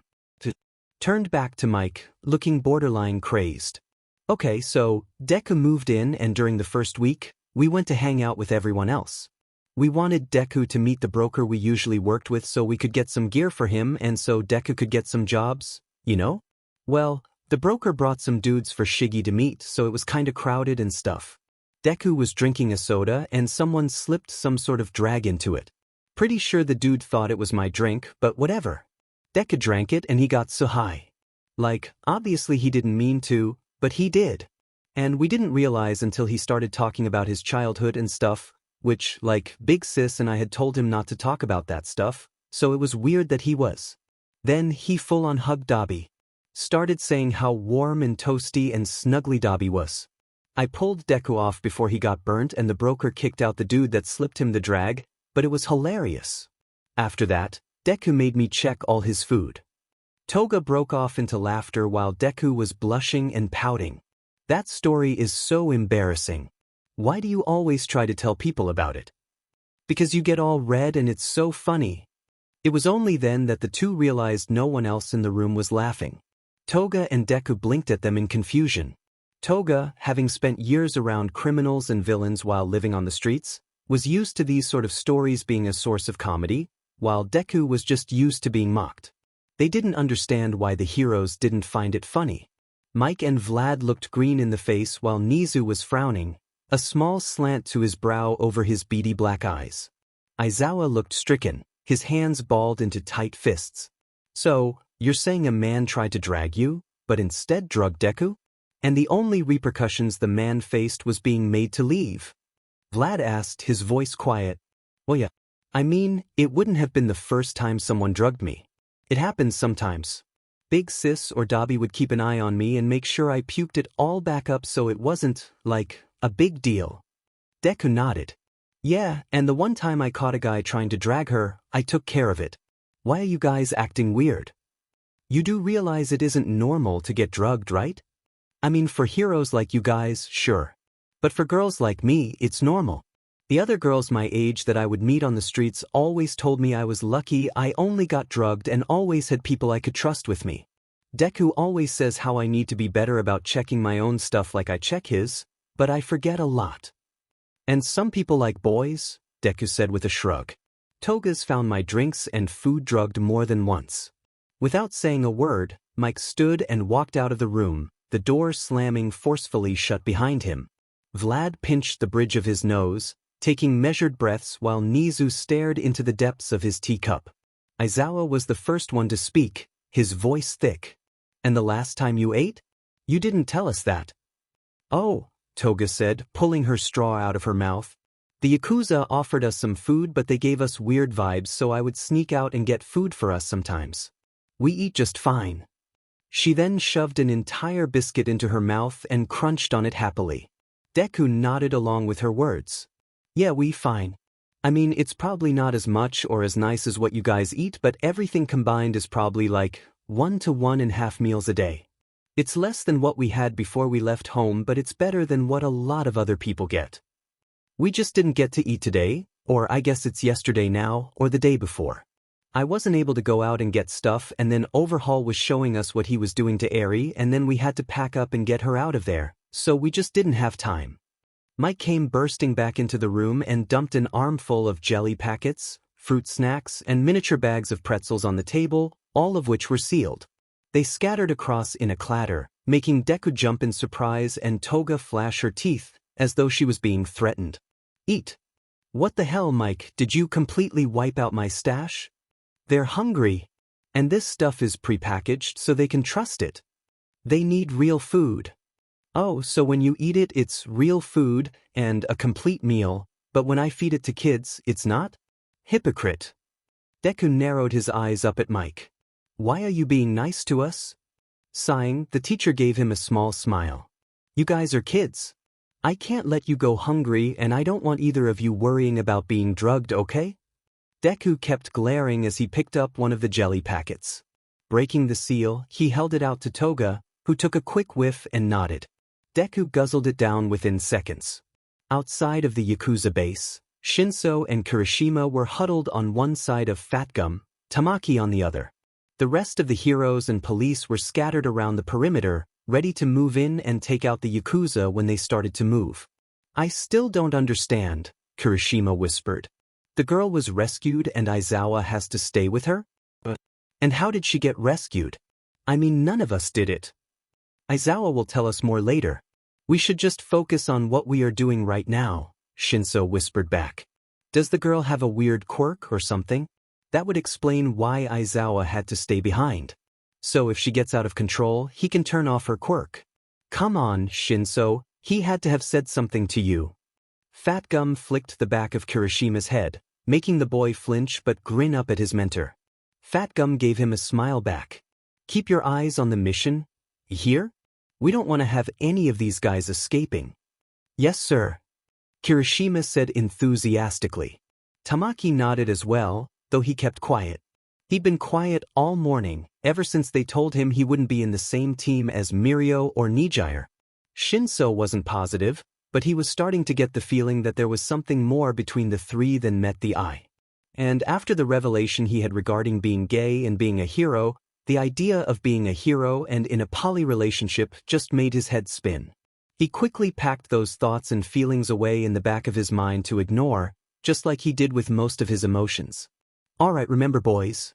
Stay together as best as you can. Fall back if you get hurt too badly. And if things go sideways, go for help. Am I clear? They all nodded up at him just as the Yakuza started to trickle out of the base. It was time. Vlad King and I are going to work with Nizu to figure out the details of you two staying at UA. While we do that, you two can get some sleep in here. Midnight is going to come in and keep an eye on you two while Shoyuta goes to talk with Eri, Present Mike said, opening a door. Inside was what looked like a nice apartment, though it had 2 doors, both on the same wall. When Deku pointedly looked at the second door, Mike smiled shyly. We wanted the kids to think that Shoyuta and I had separate dorms. Really, Nizu had an apartment built for us. That way we could still live together, but we'd be here in the dorms with the kids. Without hesitation, Toga was walking around the living room and looking at everything. As she went to pick up a picture frame, a small noise from the couch caught her attention. When she turned to look, a ball of white fluff perked up from behind one of the throw pillows. Gasping, she hurried over to the couch. A kitty, she whispered, putting her hand out for the cat to sniff. Oh yeah, we have 2 cats. That one is my boy, Sardine. Shows is around here somewhere. Her name is Dumpster. Deku snorted. Dumpster? Sardine? Hey. Sardine is a Broadway reference. Waitress is a great musical and I will fight you on that. And Sho named her Dumpster because that's where he found her. I think he originally named her that as a joke to annoy me, but the name stuck and now it's all she'll answer to. As if on cue, a fat tabby cat came padding from down the hall, meowing loudly. She wound her way between Mick's legs and then rubbed against Deku's shins affectionately. She likes you. Animals usually do, Deku said, kneeling down to pet her. She purred happily before trotting off again. Sardine was looking at Toga warily, his ears pinned back. Most animals didn't love her, so it wasn't a surprise that he was nervous. Something about her eyes and sharp grin screamed dangerous, even to animals, so they were cautious around her. Carefully, Toga ran her fingers across the top of his head. His blue eyes blinked at her a few times before he got up, stretched languidly, and then patted after Dumpster. Toga pouted as he left. So there is a guest room and an office that you guys can stay in. Show you to put a futon in the office and it's pretty comfortable. The guest room bed should already be made up, Mike said. He went over to a hall closet and opened it up, pulling some extra blankets and pillows down from a shelf. Actually, can we sleep out here for now? Deku asked, shifting from foot to foot nervously. Mike frowned.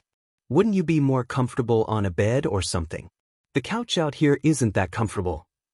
I'd rather not get locked in a small room in a hero's apartment minutes after meeting him. Blushing, Mike nodded and tossed the blankets and pillows onto the couch. I'll go get the blankets and pillows from the guest room. You guys can set yourself up here. I'll also see if I can find some clothes for you two to sleep in. Toga nudged Deku towards the couch. You should sleep there, since you got hurt. I'm healed now, it's fine. Well, you're probably still sore, so take the couch. Mike came back with extra pillows and blankets, letting the two kids divide those as well. Deku tried one more time to get Toga to take the couch, but she refused and instead built a nest of blankets and pillows on the floor. Mike brought them each a pair of loose gym shorts and t-shirts to change into. The clothes were way too big, but they were comfortable and soft, so neither of them minded. Toga took her hair the rest of the way down, leaving it tangled around her face as she crawled into the pile of blankets she had made. Deku flopped face first onto the couch and yanked a blanket over himself, so tired that he dozed off almost immediately. A little while later, a knock at the door startled both him and Toga awake. He bolted upright, his green hair smashed flat on one side. His eyes were wide as he stared at the door. Toga had also bolted up, but she had come flying out of the blanket pile and put herself between Deku and the door, teeth bared. Mike, who was sitting at the dining room table working on some paperwork, got up slowly. It's okay, guys. It's just Midnight coming to sit with you guys, remember? He said, his voice soft and gentle. When he opened the door, a tall woman stepped inside. She was wearing a pair of sweatpants and a tank top, her dark hair thrown up into a ponytail. She had a bag slung across her body that looked to be filled to capacity. Her glasses were slightly crooked on her face, but her smile was kind. Hey Mike, I've got it from here. Vlad and Nizu are in the front office waiting for you. As Mike left, the woman, who Deku assumed was Midnight, looked at the two teens and gave them the same warm smile. Hey guys. Sorry to wake you. They fed you, right? Mike and Eraser aren't great cooks, so they probably fed you junk, didn't they? I can make you guys something if you're hungry. Toga shook her head, letting her lips drop to cover her teeth again. She didn't stop glaring though. We're fine, Toga bit out as she slowly moved back to her blanket pile. Midnight wasn't fazed by Toga's posturing. Great. I'm going to be here at the table working on some stuff for my classes. You two get some sleep. With that, Midnight sat down at the table and pulled out stacks of papers and a laptop, setting it all up so she could work on grading. Deku watched her get settled, confused on why she was so relaxed. He and Toga were criminals. They'd done bad things and no one trusted them. Hell, at this point, even the League wouldn't trust them, they only had each other. Yet Midnight was acting relaxed, like they were just regular teenagers. When she caught Deku staring, she pet her head curiously. You good over there, hun? You're weird, Deku grumbled, before flopping back down to sleep. Toga snorted from the floor and curled up even tighter under her blankets. After the raid, the medics looked over everyone. Thankfully, there had been minimal injuries since they had caught the Yakuza by surprise. There were some bruises and cuts, but the only serious injury was Tamaki's broken wrist. A medic with a healing quirk took care of that in the blink of an eye, and all the students were released to go back to UA. Shinso and Kirishima went in search of the girls, not wanting to leave without them. It took a minute, but they managed to find Uraraka and Tsu being fussed over by Nijire. As soon as she saw them, she was in front of them and checking them over. I really don't like that they had first years on this mission, the older girl grumbled, poking at a bruise on Kirishima's arm. But I didn't get a say in it. Come on, let's find Tamaki and Mirio. We can all walk back together. Shinso let Nijire guide them to where Sir Night Eye was debriefing with Mirio, who had his arm tightly wrapped around Tamaki's waist. Nijire bounced up to the pair and slipped her hand into Tamaki's. Night Eye glanced over at the first-year students, a grim look on his face. I will be escorting you all back to UA. Eraserhead has requested that all of you, including the third years, come to the 1A dorms. He has information regarding the rescued girl that he wants to share with you all. All the students, besides Shinso, looked nervous. They all knew it was never good when Aizawa wanted to talk. As they walked towards the cars that Night Eye had called for them, Shinso slipped his phone out and texted Aizawa. We are on our way back. Everything good there? Within moments, Aizawa responded. I've mostly been with Eri. She will need to stay with Recovery Girl for a while. Kid is malnourished and dehydrated, among other things. The other two have been sleeping. Midnight stayed with them. Zashi and Vlad have been working with Nizu to get everything taken care of. There's a lot of paperwork. Shinso felt some of the tension leave his shoulders, knowing that everyone was all right. Slipping his phone back into his pocket, he got into the car with Uraraka, Tsu, and Kirishima. Centipeder was driving this car while Night Eye drove the other with the third years. When they got back to campus, Centipeder left them, saying he was going to handle some of the post-op paperwork. The ride had been quiet, everyone too tired to talk, and the walk to the dorm was the same. That is until they walked in. All of Class 1A was gathered, along with 1B, Vlad King, Aizawa, Mike, Nizu, and All Might were corralling the kids, trying to keep them from bickering and causing trouble. When they saw the work-study students, they only got louder. You guys are back. We were so worried. Mina shrieked, running over to hug Tsu. The couple went to sit in one of the armchairs, curling up together. Uraraka hurried over to Ida, who draped an arm across her shoulders and pulled her into his side. Shinso trailed after and sat on the ground at Todoroki's feet. Todoroki slipped a warm hand under Shinsu's capture weapon and rested it on the back of his neck. Shinso melted under the warmth, closing his eyes and relaxing into it. All right, now that everyone is here, we can start, Aizawa said with a sigh.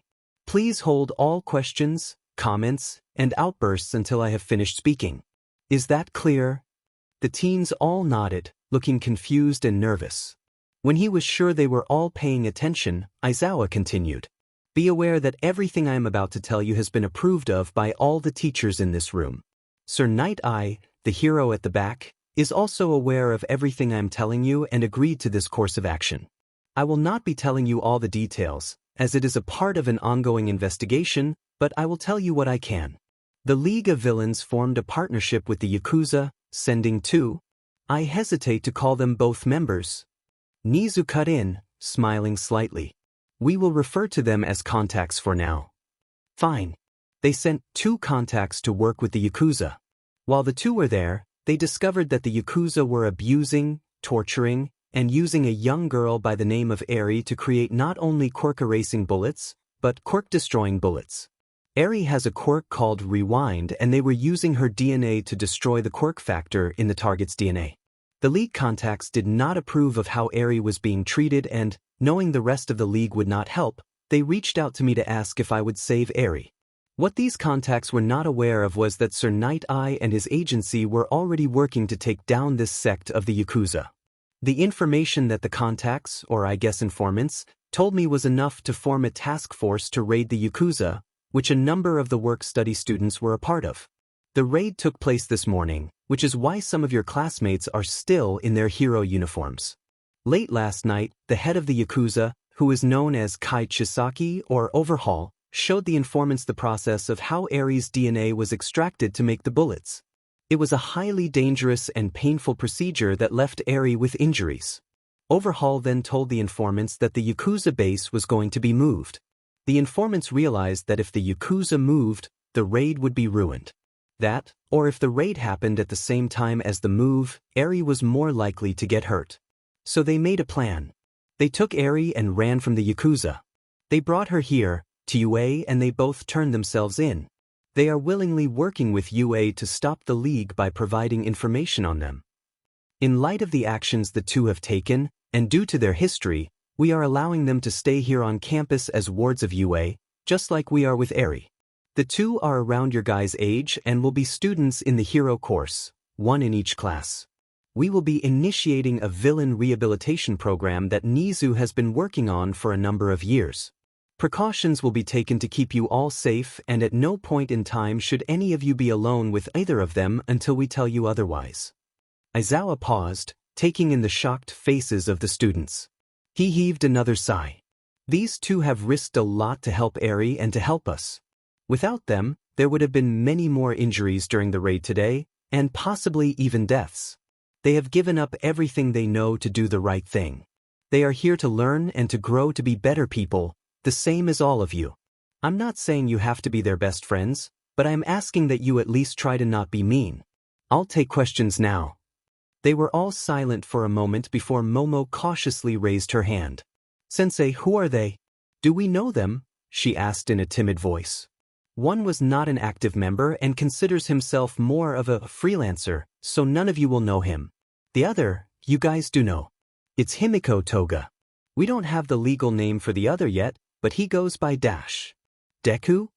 Bakugu shouted, startling everyone.